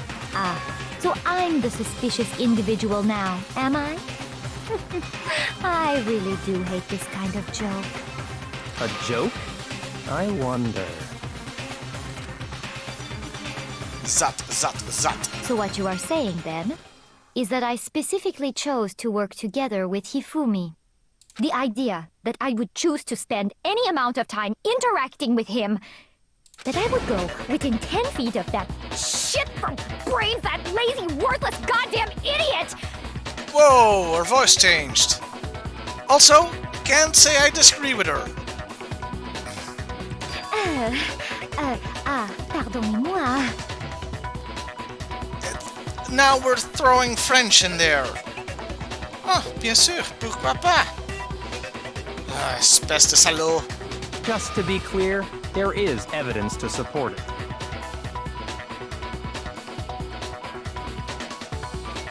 Dude, Gillette does advertise and sell things in Europe. And yes, they use the English catchphrase.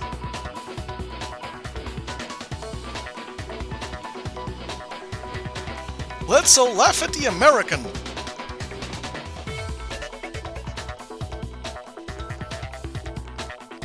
Yeah, in Germany, of course, they translate it because Germany dubs everything. Yeah, when I said Europe, I really should have said Belgium, Holland. We sub everything, or even sometimes don't bother to sub. So yes, in our commercials for Gillette, you really get the best a man can get in English. But in Germany, well, they're the people who gave us Raumschiff Enterprise instead of Star Trek. So what are you gonna do? Which I think is awesome, by the way. I just love saying and hearing the phrase Raumschiff Enterprise.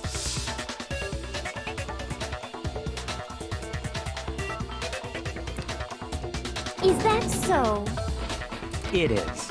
Throughout the investigation, there was certain behavior that was common only to the two of you.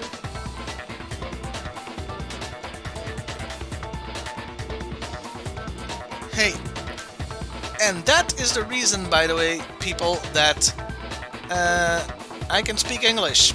Like, as not just a second language, but I'm basically perfectly bilingual. In that, what I mean by that is I don't have to translate English in my head to Dutch. I think in both English and Dutch, and that's not because of education, that's all because everything is subbed here. So every single American and British television show I ever watched helped me to become bilingual. Which is pretty cool.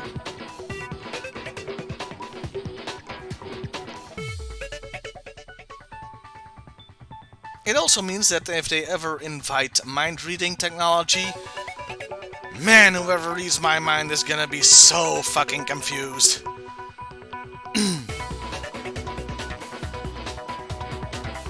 No, seriously, it's like a jumble up there of both English and Dutch when I'm thinking.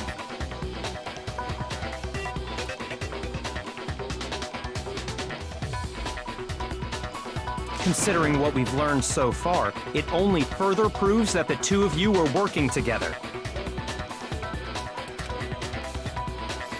What is it that only Ifumi and Celeste had in common? Encountering the suspicious individual.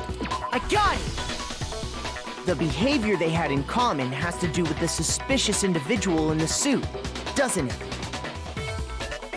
The only ones who ever actually saw Robo Justice firsthand were Celeste and Hifumi. Well, most of my French I got from, once again, also French television. I went on a tangent about this in a video that I loved, Bioman, which was a Sentai series in Japan that got dubbed in French. And it was huge, absolutely huge, in France and Belgium. It was Power Rangers before there were Power Rangers. So I used to watch quite a bit of French television too, so... ma français n'est pas très bien, mais... Je suis ok.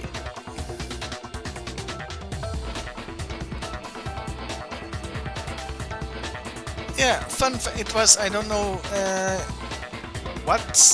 it was called Bioman in Japan too, so you can look it up that way. But yeah, huge. And it was... Actually, Bioman was the first series that Time Saban tried to plug in America to make Power Rangers. Like a few years before actual Power Rangers. But nobody wanted to pick it up.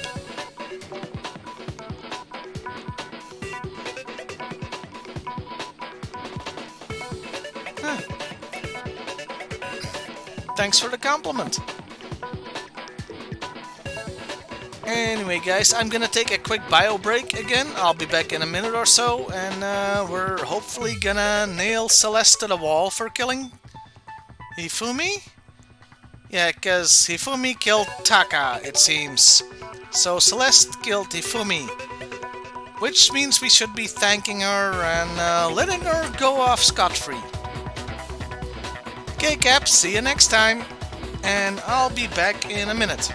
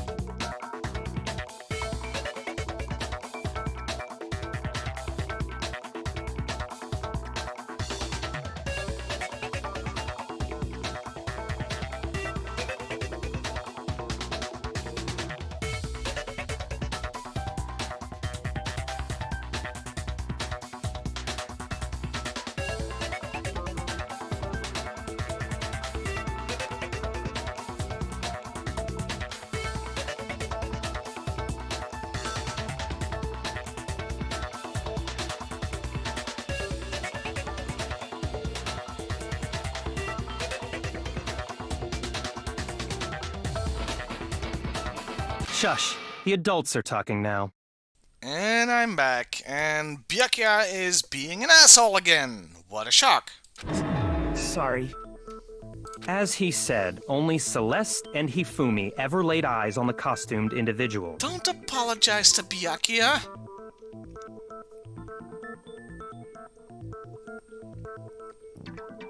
If we accept that Hifumi was one of the culprits, we can't help but suspect what Celeste has said as well. Are you saying everything they told us was a lie? Yeah. She is the queen of lies. We established this at the beginning. You shouldn't be so shocked, Tina.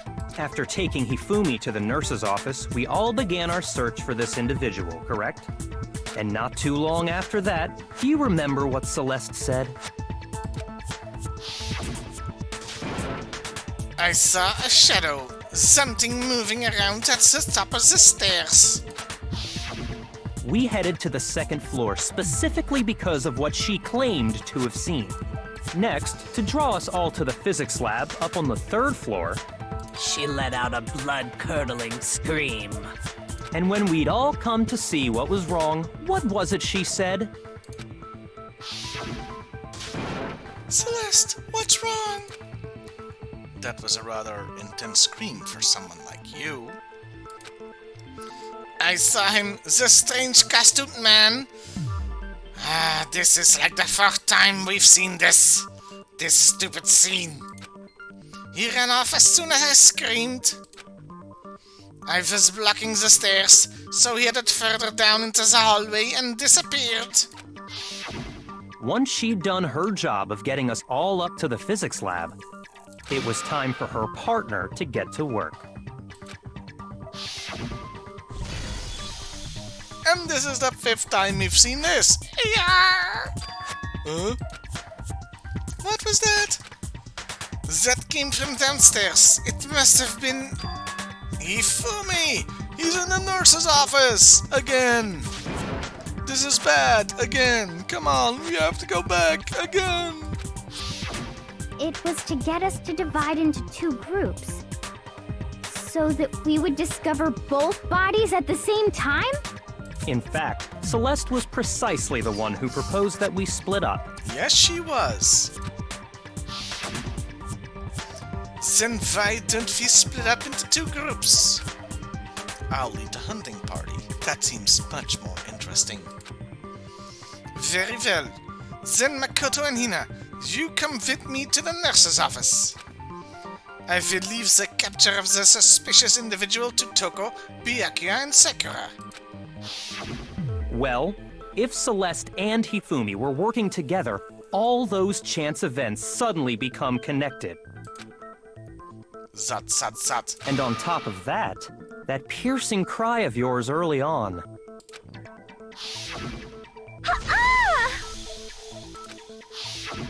That was to signal Hifumi, wasn't it?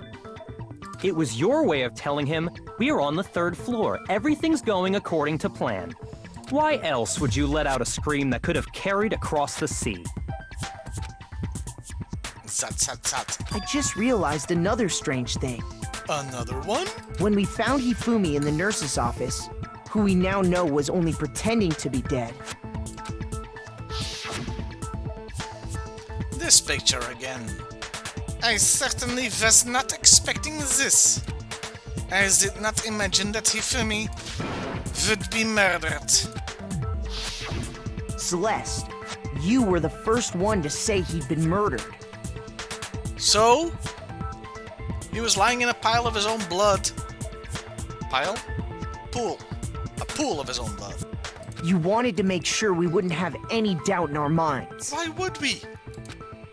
Zat, zat, zat. I don't believe it.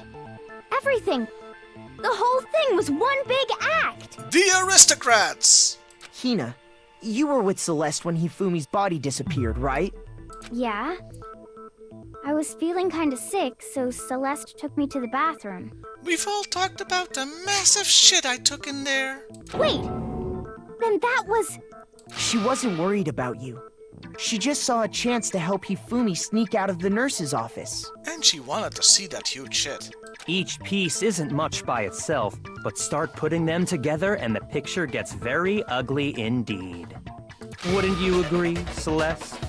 I have no idea what you mean. Don't bother trying to deny it. You made one fatal mistake. Oh, did I? I didn't even catch it myself when you first said it, but looking back, I can say that that one little slip-up was your undoing. We're going to flash back again, aren't we? What are you talking about? I'm talking about what you said after Hifumi's body disappeared and we returned to the nurse's office. They must really be enjoying this. Enjoying the sight of us standing around frightened and confused. We're all going to die here. We're all going to die down here. We're going to die just like those guys died. I remember her saying that too, but I don't understand what's so strange about it. Then pay attention. Sakura, Toko, and I were first to discover Taka's body in the equipment room. Then Makoto showed up and told us Hifumi had been killed. So Sakura and I left with Makoto.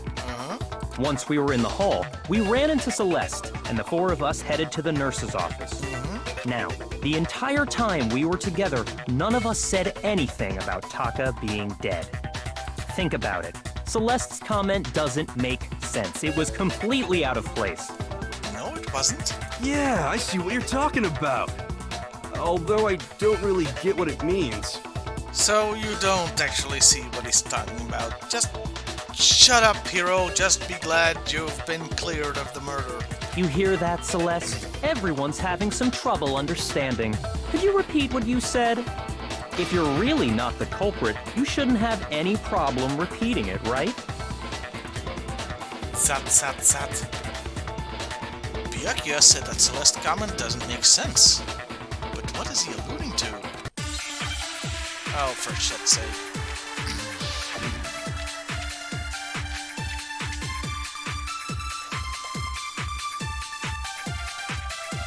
All I said was, they must really be enjoying this. Enjoying the sight of us standing around, frightened and confused. They must be positively elated. We are all going to die here. We are going to die, just like those guys died. Nope. Your meaningless words tire me. Please stop wasting my time. Shoot! Let me think about it. What more? Blah blah blah. All I said was, They must really be enjoying the sight of us. They must be. We are going to die. and that is all I said. And that's all it takes to finish this. It's obvious, isn't it? What was so strange about Celeste's comment?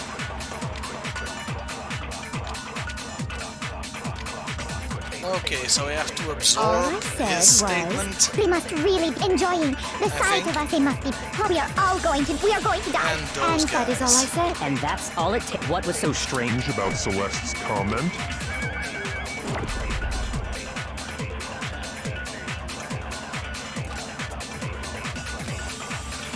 All Okay, I think I've got said this. was, they must really be enjoying this. Enjoying the sight of us. They must be. We are all going to die here. We are going to die, just like those. Got it! No, that's wrong. Even though it doesn't really make sense? That's right.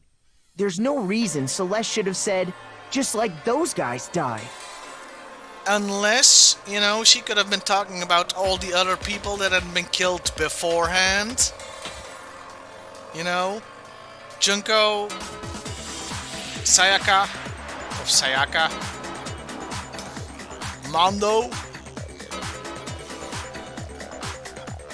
When she said that, none of us had told her Taka was dead. But Chihiro was. And Mondo. Zat. Exactly. And we didn't run into her until after we were all out in the hall. So there was never any chance for her to have seen his body in the equipment room for herself. So how did you know, Celeste? How did you know more than one person had been killed? And how did you know they were both guys? Guys have been killed before. Because Kyoko had also disappeared, right? So she could have been dead too. Hey, don't drag me into this. Zat. You all have such vivid imaginations. You know that? Imaginations. You claim that I was lying when I told you about the suspicious person I saw. Then what about the picture I took? How do you explain this picture of the costumed villain dragging Hifumi away? It has to be some kind of setup, right? So let's put the suit on, and then she used the camera's timer to set up the picture. Have you so quickly forgotten? You are the only one who could have possibly fit into that suit. Plus, I happen to know that this particular camera does not have a timer. In other words, it is an unassailable fact that this is a picture of Hifumi being dragged away. No, like I said before, he could have just been carrying the empty suit. If everything I told you was a lie, how can this picture exist? Simple. Are we sure that's really a picture of the suspect dragging Hifumi away? What could you possibly mean by that? Surely there are other explanations than the one you've offered up. Yup. No, there is no other explanation. Yes, there is. Other explanations? If it wasn't a picture of the suspect dragging Hifumi away, the only other possibility is Hifumi and the suspect are dancing. Yup. Hifumi and the suspect had been drinking. Yup. Hifumi is dragging the suspect away. I got it! I got there like an It's hour not ago. a picture of the suspect dragging Hifumi away. I would say it's a picture of Hifumi dragging the suspect away. That's certainly within the realm of possibility. The one being dragged off in that picture isn't Hifumi, but the person in the robot suit. And looking at it like that, poor guy is really sweating. Because, I thought it was empty boxes, but if at that point Hero really is in there, yeah, he's a big guy. We've simply been led to believe that it's the other way around. And the strange costume might only exist to lead us astray even farther. If you saw someone wearing something like that in this situation, of course you'd notice and be suspicious. No shit. That's what happened! You put me to sleep and made me out to be the bad guy in all this! I'm the bad guy. Such a thing is utterly impossible. Why? Hifumi was dragging him away? Ridiculous. Is it? I don't think it's ridiculous at all. Then shut your mouth and allow me to educate you. Oh, the gambler's gambiting. Celeste thinks she can prove that there's no way Hifumi was dragging the suspect away. But is that really possible?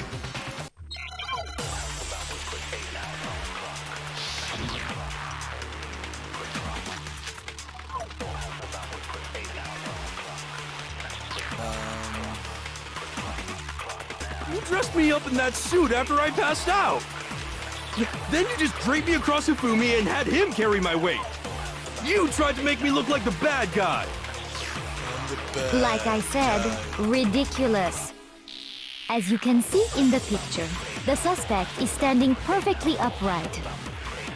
If the person inside the suit was unconscious, there's no way they could stand up straight like that.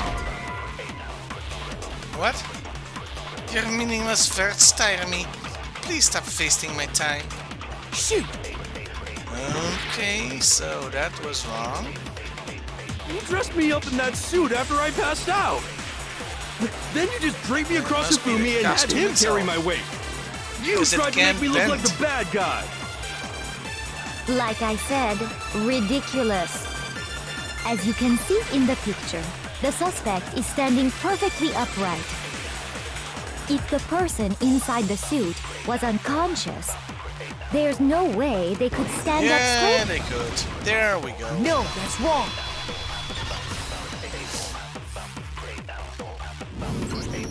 No. Even if the person inside the suit were unconscious, they could still stand up like that. Because that Robo Justice suit had a certain characteristic.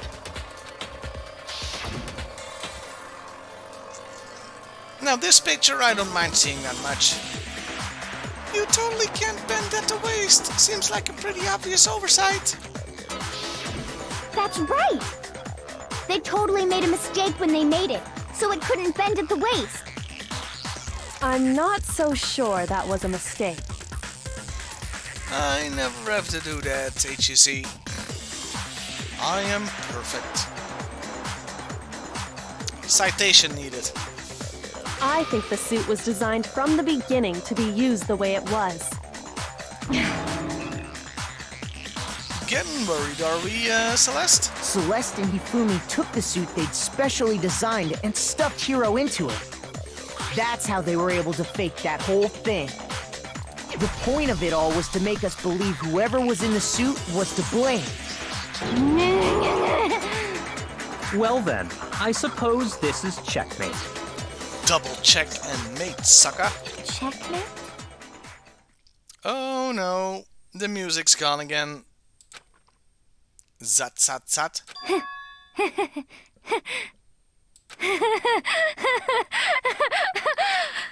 Don't make me laugh, you idiot! What do you mean, checkmate? Rexham's gone. Again. Celeste? Clearly!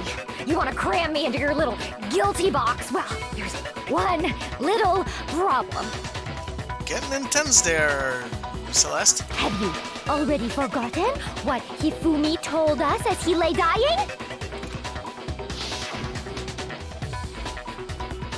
Hey, Hifumi, who was it? Who attacked you? See? He came back to life. This is a plot hole. Who tried to kill you? Who killed me? That's right, I remember. their name. Yasuhiro. When we asked him who had attacked him, his answer was quite clear, was it not? He said, and I quote, Yasuhiro. In other words, Yasuhiro Hakakure! Right! But my name isn't really Yasuhiro! It's actually Taro! What? Bit late to spring that one on us. I'm still gonna call you Hero because it's easier than all of that bullshit. Your confusing statements don't make any sense. You're only making things more complicated. Are you talking to Hero or to Celeste there, Sakura? He did say Yasuhiro. But are we sure he was really pointing the finger at Hiro? What the hell are you talking about? I'll burn you alive! Dude! Kyoko, what do you mean by that? Think back to how Hifumi used to talk to us. Condescendingly? How did he refer to each of us? No, for serious is Hero. Nicknames is Genocide Joe, so he said people's last I got names. That's right! Our last names! He called us all by our last names! Exactly. I know I heard him say Mr. Naegi more than once, for example. Late at night, when he thought no one was listening. So if Hifumi did mean to say Hiro's name, he would have said his last name, Hagakure. I'm sure it was just incidental. By chance, his first name. Indecent? Thanks for the interjection, Joe. Don't talk. Random chance. Now isn't that a convenient explanation? No, there's no reason to think he would have said the name any different than normal. But he must have run out of energy before he could say any more. So Hifumi was trying to tell us the last name of whoever killed him? But the name he said doesn't apply to anyone here. Well, no. Hold on. There's one person it could apply to. Me! And that's Celeste. She never actually told us what her real name is. Okay, but how would Hifumi know? What did you just say? To think you'd take your false accusation so far, I don't know whether to laugh or spit! Okay, great voice acting by the actress here.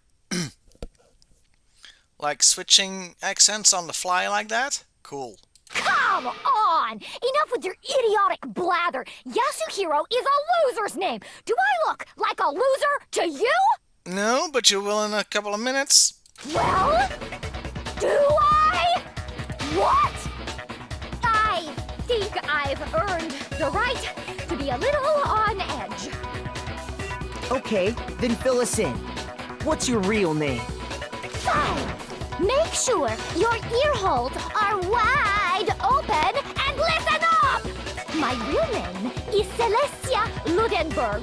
Could you please stop making me repeat myself over and over again? This is getting intense. Celeste still won't give up, so then I have to do something to make her accept it.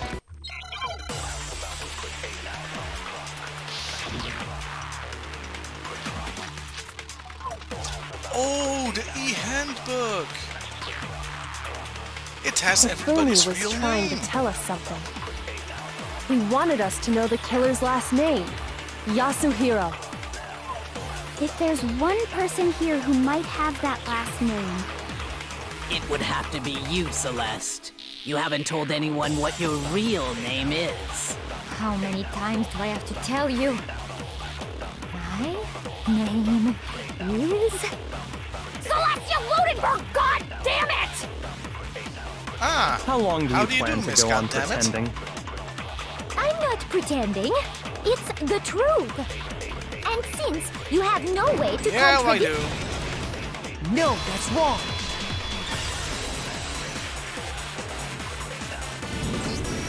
That's it. The handbook. Boom shakalaka. What? Anytime you turn your handbook on, it shows the owner's name when it boots up, right?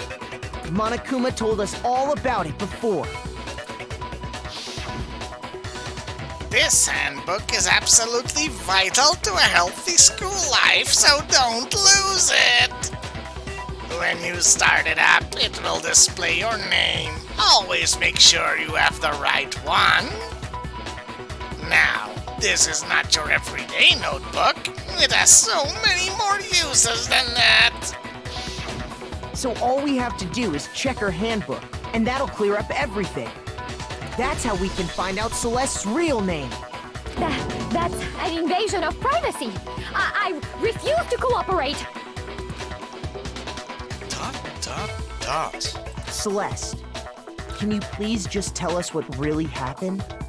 Please, just tell us. Yes, say pretty please to the murderer. I'm sure that'll get results. Zat. Even when I'm put in check, it's just my nature not to give up. Because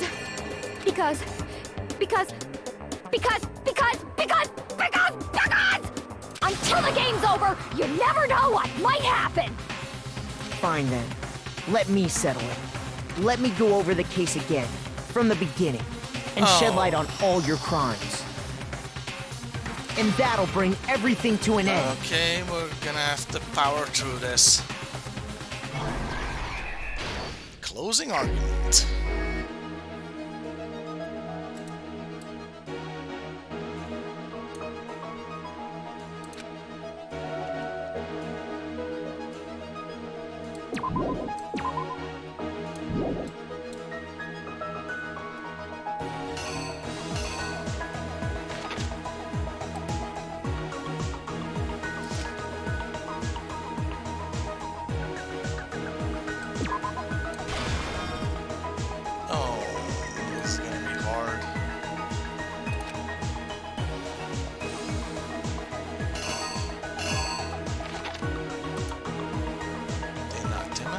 Stuffed in.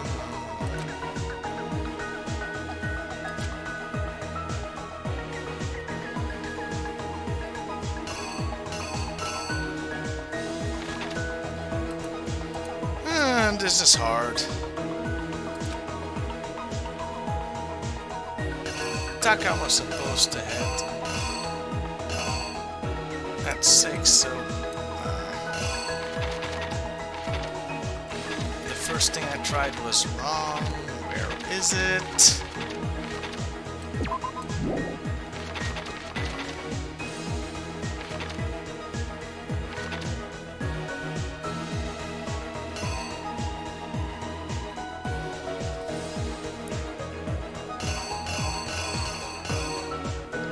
This is difficult. The weapon killed. Okay, finally, something I'm sure about. We used something to move Taka's body. That's the...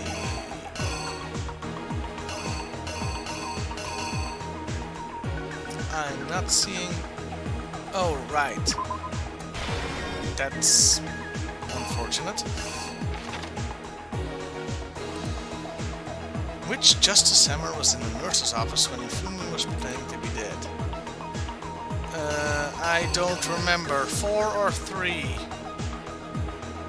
Shit.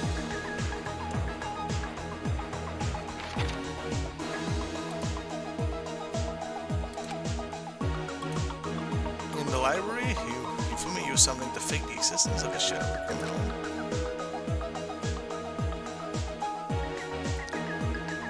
I think that's 3, so that means that that one's 4, but I couldn't be mistaken here.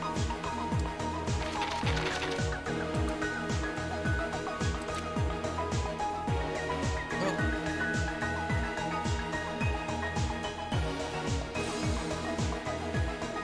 He died at 6, right? But that one says 7.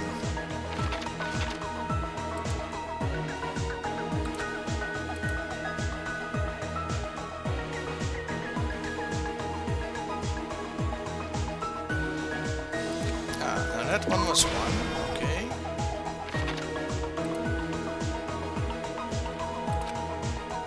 How did they recruit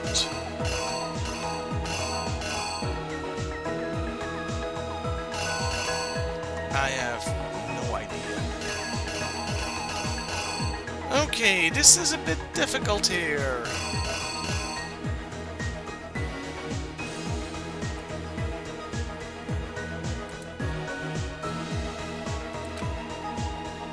I can only think it's this. Who was it the killer summoned first? Ah, it was him. Because he was the linchpin for the whole. What? Ah, they used the camera.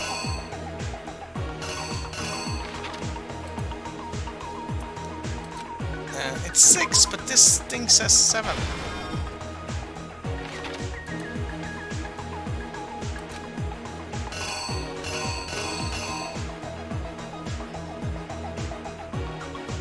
Ah, shit, I got the hammers wrong.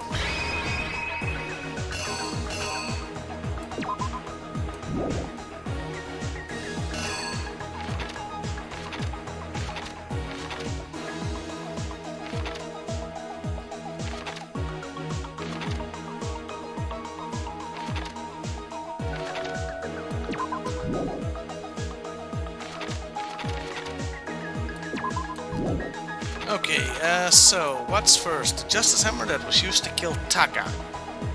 What number was it?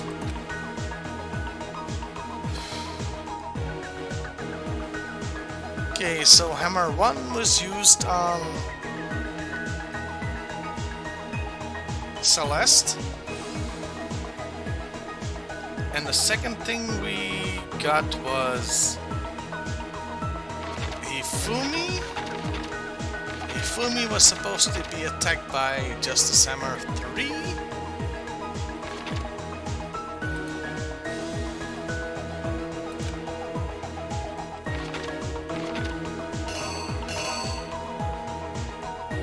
Or no.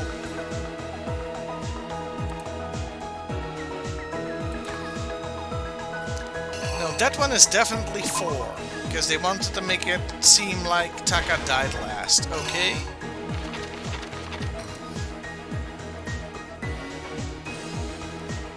Justice Hammer to knock out. This must be 3. So that must be 2. I hope I got this correctly. You! Before anything, the killer persuaded someone to help carry out the murder. And that person was Hifumi. With an accomplice, the killer was able to execute a number of otherwise impossible schemes. Got that correct too? First, they convinced someone to meet them in the rec room last night at 1 in the morning.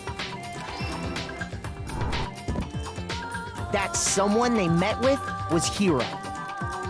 Okay, this is probably the first and only time that Hifumi looks absolutely terrifying. The murderous duo intended to pass Hiro off as the prime suspect. So when they met up with him, they drugged him, knocked him out, and stuffed him into the Robo Justice suit.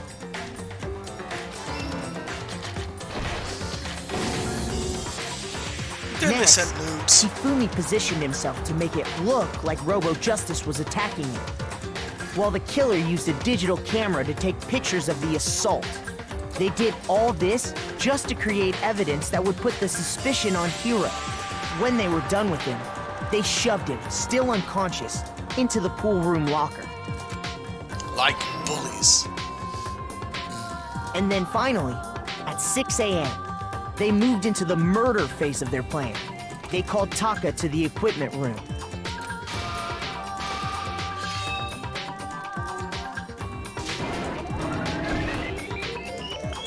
And that's where Hifumi killed him, making it the scene of the first murder.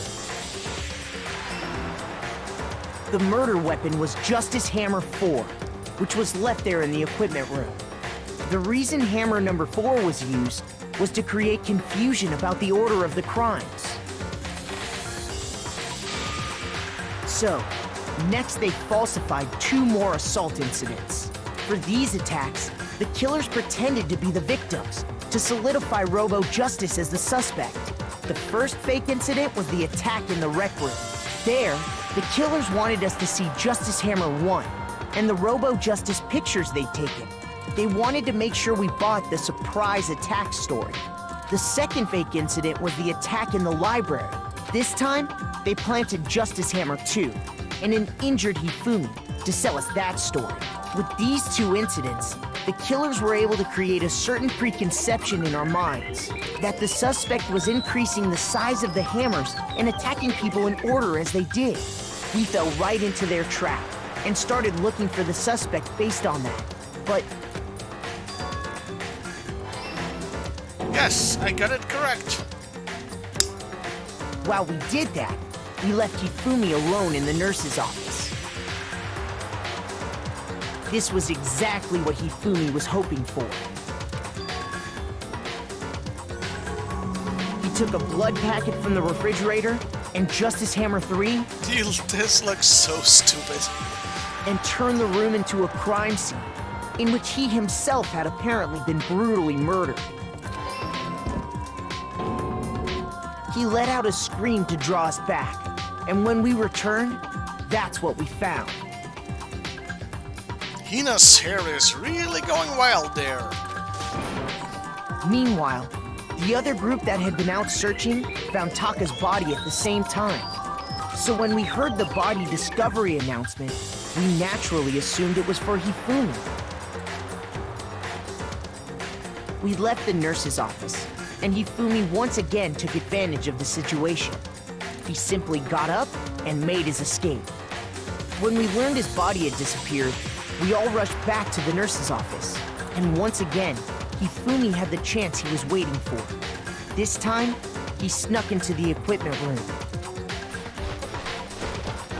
You know, that picture could have been a whole lot more clear. He wrapped Taka's body in a tarp and used the dolly to move it all the way down to the repository. That explains how each of the bodies disappeared. But even Hifumi didn't know what the true killer had in mind for their final act. That is one disturbing set of graphics there.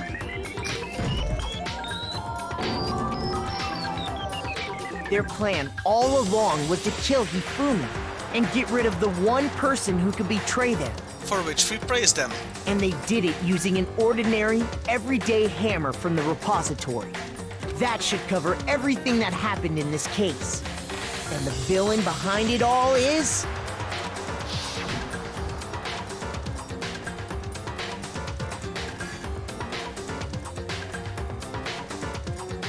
Kiss you two.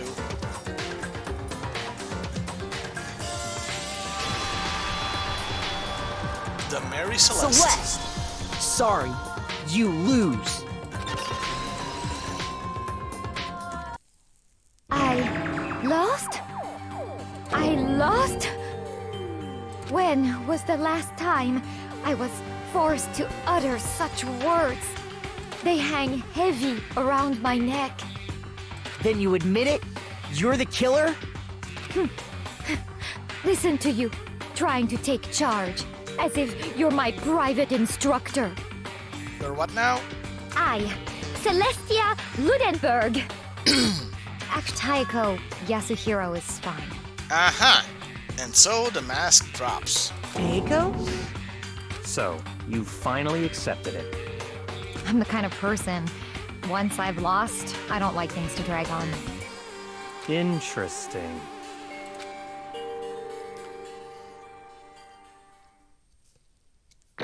Whoa! We won!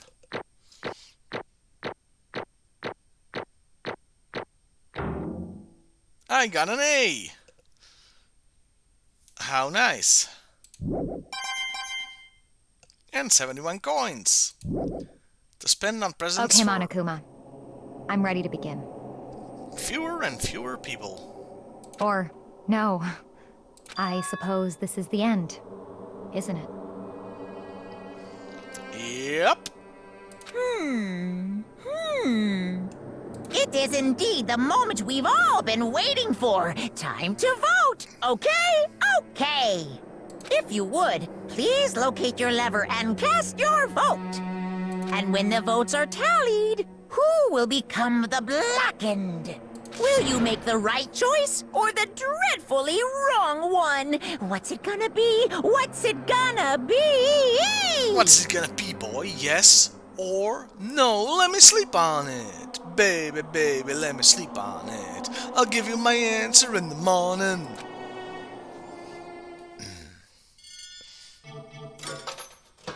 This is so dumb.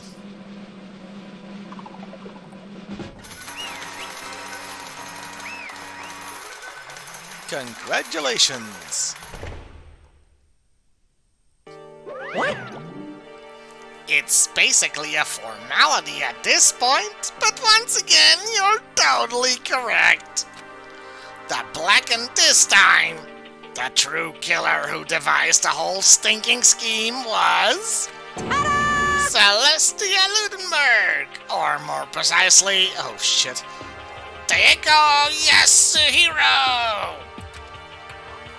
Honestly, I lost. Well, that sucks. I guess trying to work with someone else was a mistake after all. Hifumi's inaptitude was beyond all my calculations. I knew it. So you really did approach Hifumi with this plan? But how did you get him to agree? I can't imagine he would have happily agreed to commit murder. I'm sure he relied on her speciality. I'm sure she relied on her speciality. Lying. My speciality? Don't make me laugh. I didn't have to lie to get him to agree. So then, Then did you use, you know, your boobs? I knew you'd figure it out, Kyoko. You're absolutely right. So get Hifumi to act as my accomplice. indeed. I used her. For everyone who's still left, I'll avoid mentioning it by name, but it was the one thing Hifumi and Taka were both super into. The butt sex. No, it was actually Alter Ego, the computer. Does she mean... Is she talking about Alter Ego? Say what? What? What was what? What are you talking about? just a second. Don't interrupt. We're in the middle of a very important conversation here. I'm totally out of the loop as usual. How sad. In other words, Then you're the one that stole it? Indeed. That's right. I see. And you used it to drag Hifumi into the plan you'd come up with. Right again. Last night, after we had our meeting about how it had disappeared, I paid Hifumi a little visit. Oh, it was only last night. Jesus Christ. It seems like months ago. What are you doing here? Actually, I was hoping to talk to you alone. It is about what was stolen. I know who did it. What? What? are you okay with It this? was Taka. He stole it.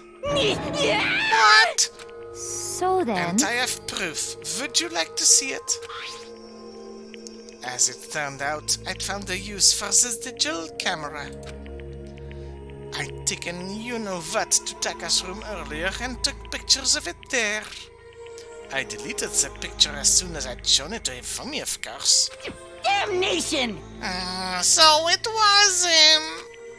But how did he do it? She was supposed to yell if either of us got close to her. You were correct, which is why Taka forced me to steal it. Say what? as for me, Please forgive me, he threatened me. Oh. He did? as for me, He came to my room last night unannounced, and then... It's hard for me to even say. He abused me. What? Not cool. What? And he took pictures. He said if I did not do as he asked, he would show them to everyone. Okay, no, not cool. Not cool plot point here. Hey, believe all women and this kind of shit? No, just no. No. So I had no choice. Damnation! That's a crime, an absolute crime. I mean, I knew he'd gotten a little crazy, but Say what? I never imagined he would go that far. It was amazing how completely he bought it. I can't express how enjoyable that was. Okay, now I want you to die. I like doing your voice, but no. Fuck you. Fuck you. I'm about to say something I've never said before in my life. I'm going to kill him. I'm going to fucking kill him. Most unfortunate. Wait, please. If you go now, you will be playing right into his hands. Huh?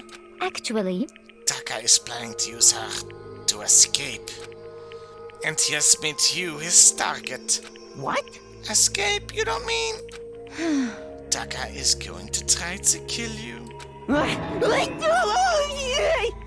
indeed. And also he can keep her to himself. That bastard! Bastard! Honestly, Can we allow him to continue with these barbaric acts? Absolutely not! How could I? She... I swear I will save her! actually, Then, would you like to join with me? It just so happens I have come up with a plan. Huh? I have devised a way to reclaim what was stolen and escape this dreadful school. And with that, it is complete. Huh? What are you talking about? Oh, nothing. Ignore what I just said and that evil laugh I did. Hifumi agreed without a second thought. The effect that item had on him was remarkable.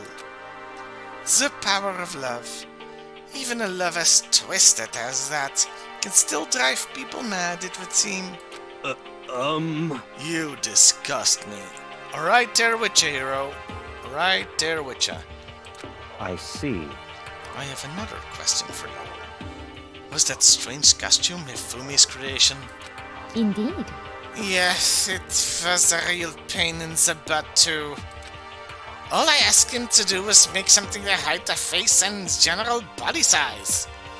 I had no idea he'd make something like that. But it's my fault for picking him in the first place. But So why did you decide to make me the suspect? Because you're a dumbass, probably? Because you're stupid. Nailed it! That's it? Let's see. And in that regard, I made the right choice. I'm so glad your stupidity surpassed even my expectation. Life must have been tough on your parents, though. I feel like I could cry. Well, But when you were explaining your plan to Ifumi, how did you explain the part about him playing dead? What she's asking is, what was Ifumi supposed to do after that, assuming you would actually let him live? Are you okay with this? That's simple. After he did his part and pretended to be dead, once everyone showed up, I told him to say he'd been seriously wounded. He was on the verge of death, but he just barely held on. And he really believed that? Well, of course, that wasn't all there was to it.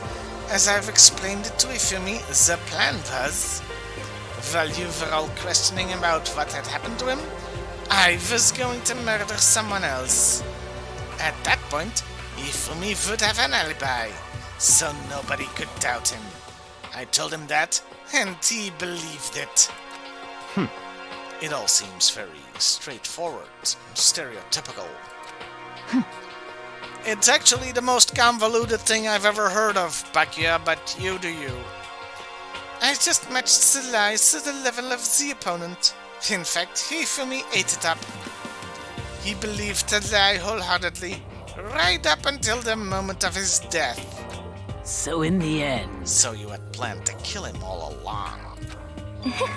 But of course, There would have been no point to my plan if the one who pretended to be dead did not end up dead himself. What the heck? How can human life mean so little to you? Well, That's a non-issue. I simply did everything in my power to win. Don't be mean! Now you sound like Byakuya! I wonder about that. No, he derives his pleasure from the thrill of the hunt. In that aspect, we are nothing alike. Why? Then, what made you think? What made you take things this far? What the heck? Was it really just for money? Are you talking about the $10 million Manakuna offered us? That is a lot of money, it's true. But that's not all there is to it. From the moment our new life began, my only thought was to escape. But But all along you've been saying how we have to accept living here. Yeah, she's the ultimate liar. You little bitch! Obviously, that was a lie. Yo! Hey! I couldn't take it. I hated it from day one.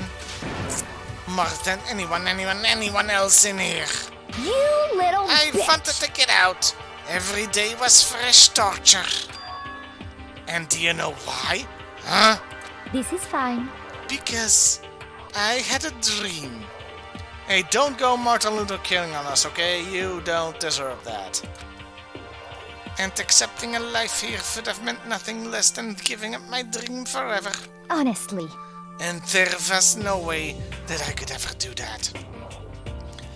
Jesus Christ, I said I was gonna regret not being able to voice her anymore, but she's making up for it with this monologuing like she was some kind of supervillain.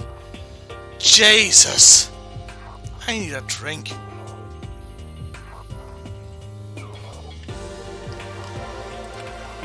In the underground world of gambling, I risked my life to make a metaphorical killing. As for me, And it was all for that dream. And what was this dream of yours? isn't it wonderful? To live in a European castle. A castle?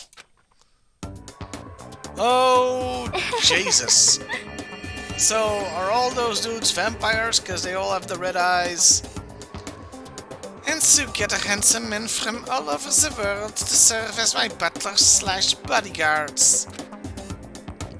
I was going to make them dress up like vampires, there we go, and satisfy my every need, including the sexual ones.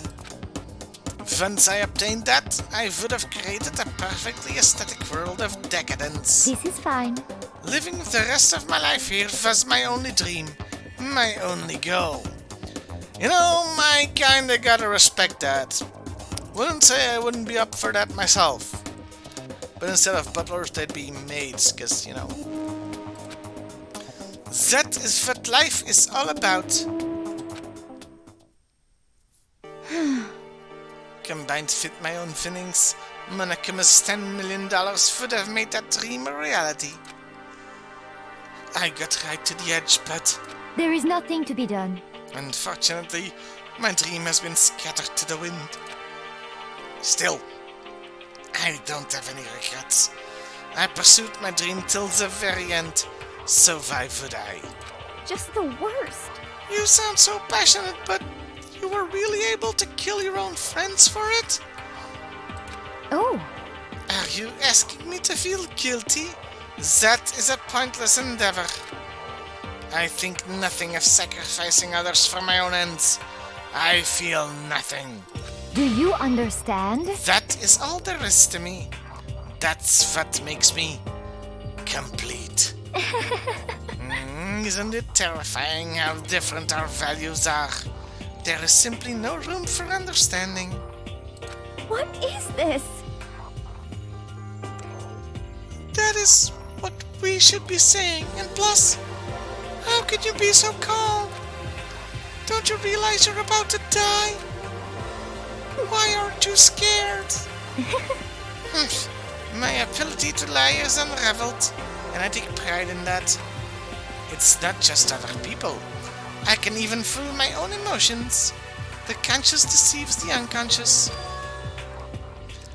And that's why you're not scared? Yes, indeed. That's right. I don't fear death. Kill me however you like. But you know, if I could be reincarnated, if I had a choice then, Isn't it wonderful? I think I would like to come back as Marie Antoinette. She's already dead, so I don't know how that's gonna work. Hey, You just get executed again. Yeah, hero. For once you say something smart. Celeste smiled then. And when she did, it looked to me like a poor effort to force it. She claimed she could fool her own feelings. But that statement itself must have been her final lie. And that weak fake smile is what betrayed her. Thrills, chills, kills! You're all done? Okay, then let's get rolling. The blackened disturb the peace and must pay the price. Now then, I've prepared a very special punishment. For her, the ultimate gambler. Let's give it everything we've got. It's punishment time! I guess I'll let Kyoko hold on to this. What? This is... Will it really give you the hope you're looking for? I can't say I ever saw it that way.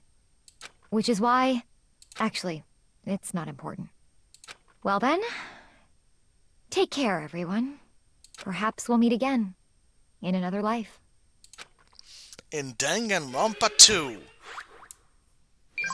Sayaka's Revenge.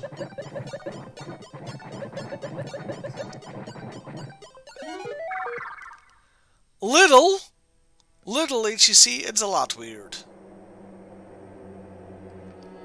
By the way, have you seen an execution before? 'Cause here it comes.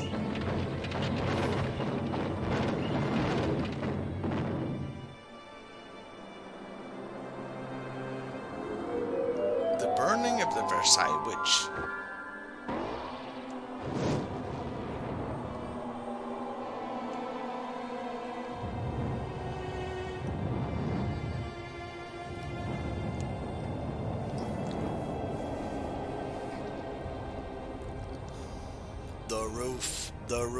The roof is on fire. We don't need no water, let the motherfucker burn. Burn, motherfucker, burn. I fell into a burning pit of fire. I got down, down, down, the flames got higher.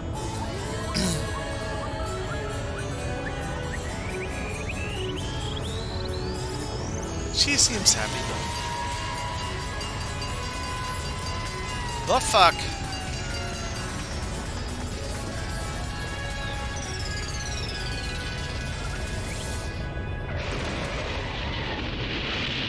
Well, getting crushed by a fire engine probably is the better way to die.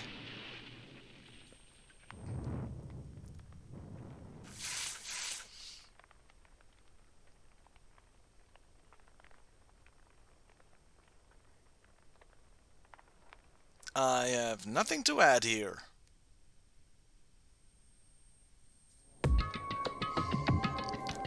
It's over. The third execution is over. Celeste's death is over. Yes, we get it! It's over! Celeste killed my friend, so I can't pity her, but I also can't deny that at one point I considered her a friend too. Friend doing a lot of heavy lifting in that sentence. I can hardly believe it, but we have been going for 3 freaking hours, which I didn't really expect. Yet here we are. This trial took 3 freaking hours. So I hope you don't mind if I say that, yeah, maybe we're done for today. There's only 2 of us here. I kinda wanna raid with just the 2 of us. But OSW, well, Steve V1 hasn't started his stream yet. It's supposed to start right now, but he's always a little bit late. Let's see if he's almost ready.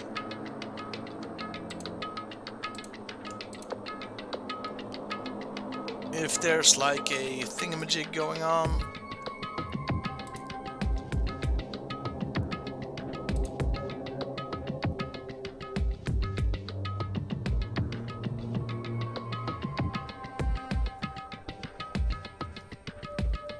Okay, he's still offline and not we're gonna be starting soon is up yet.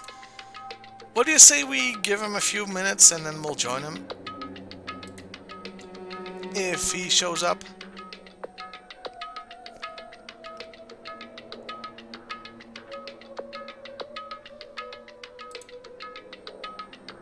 I'm gonna stop recording.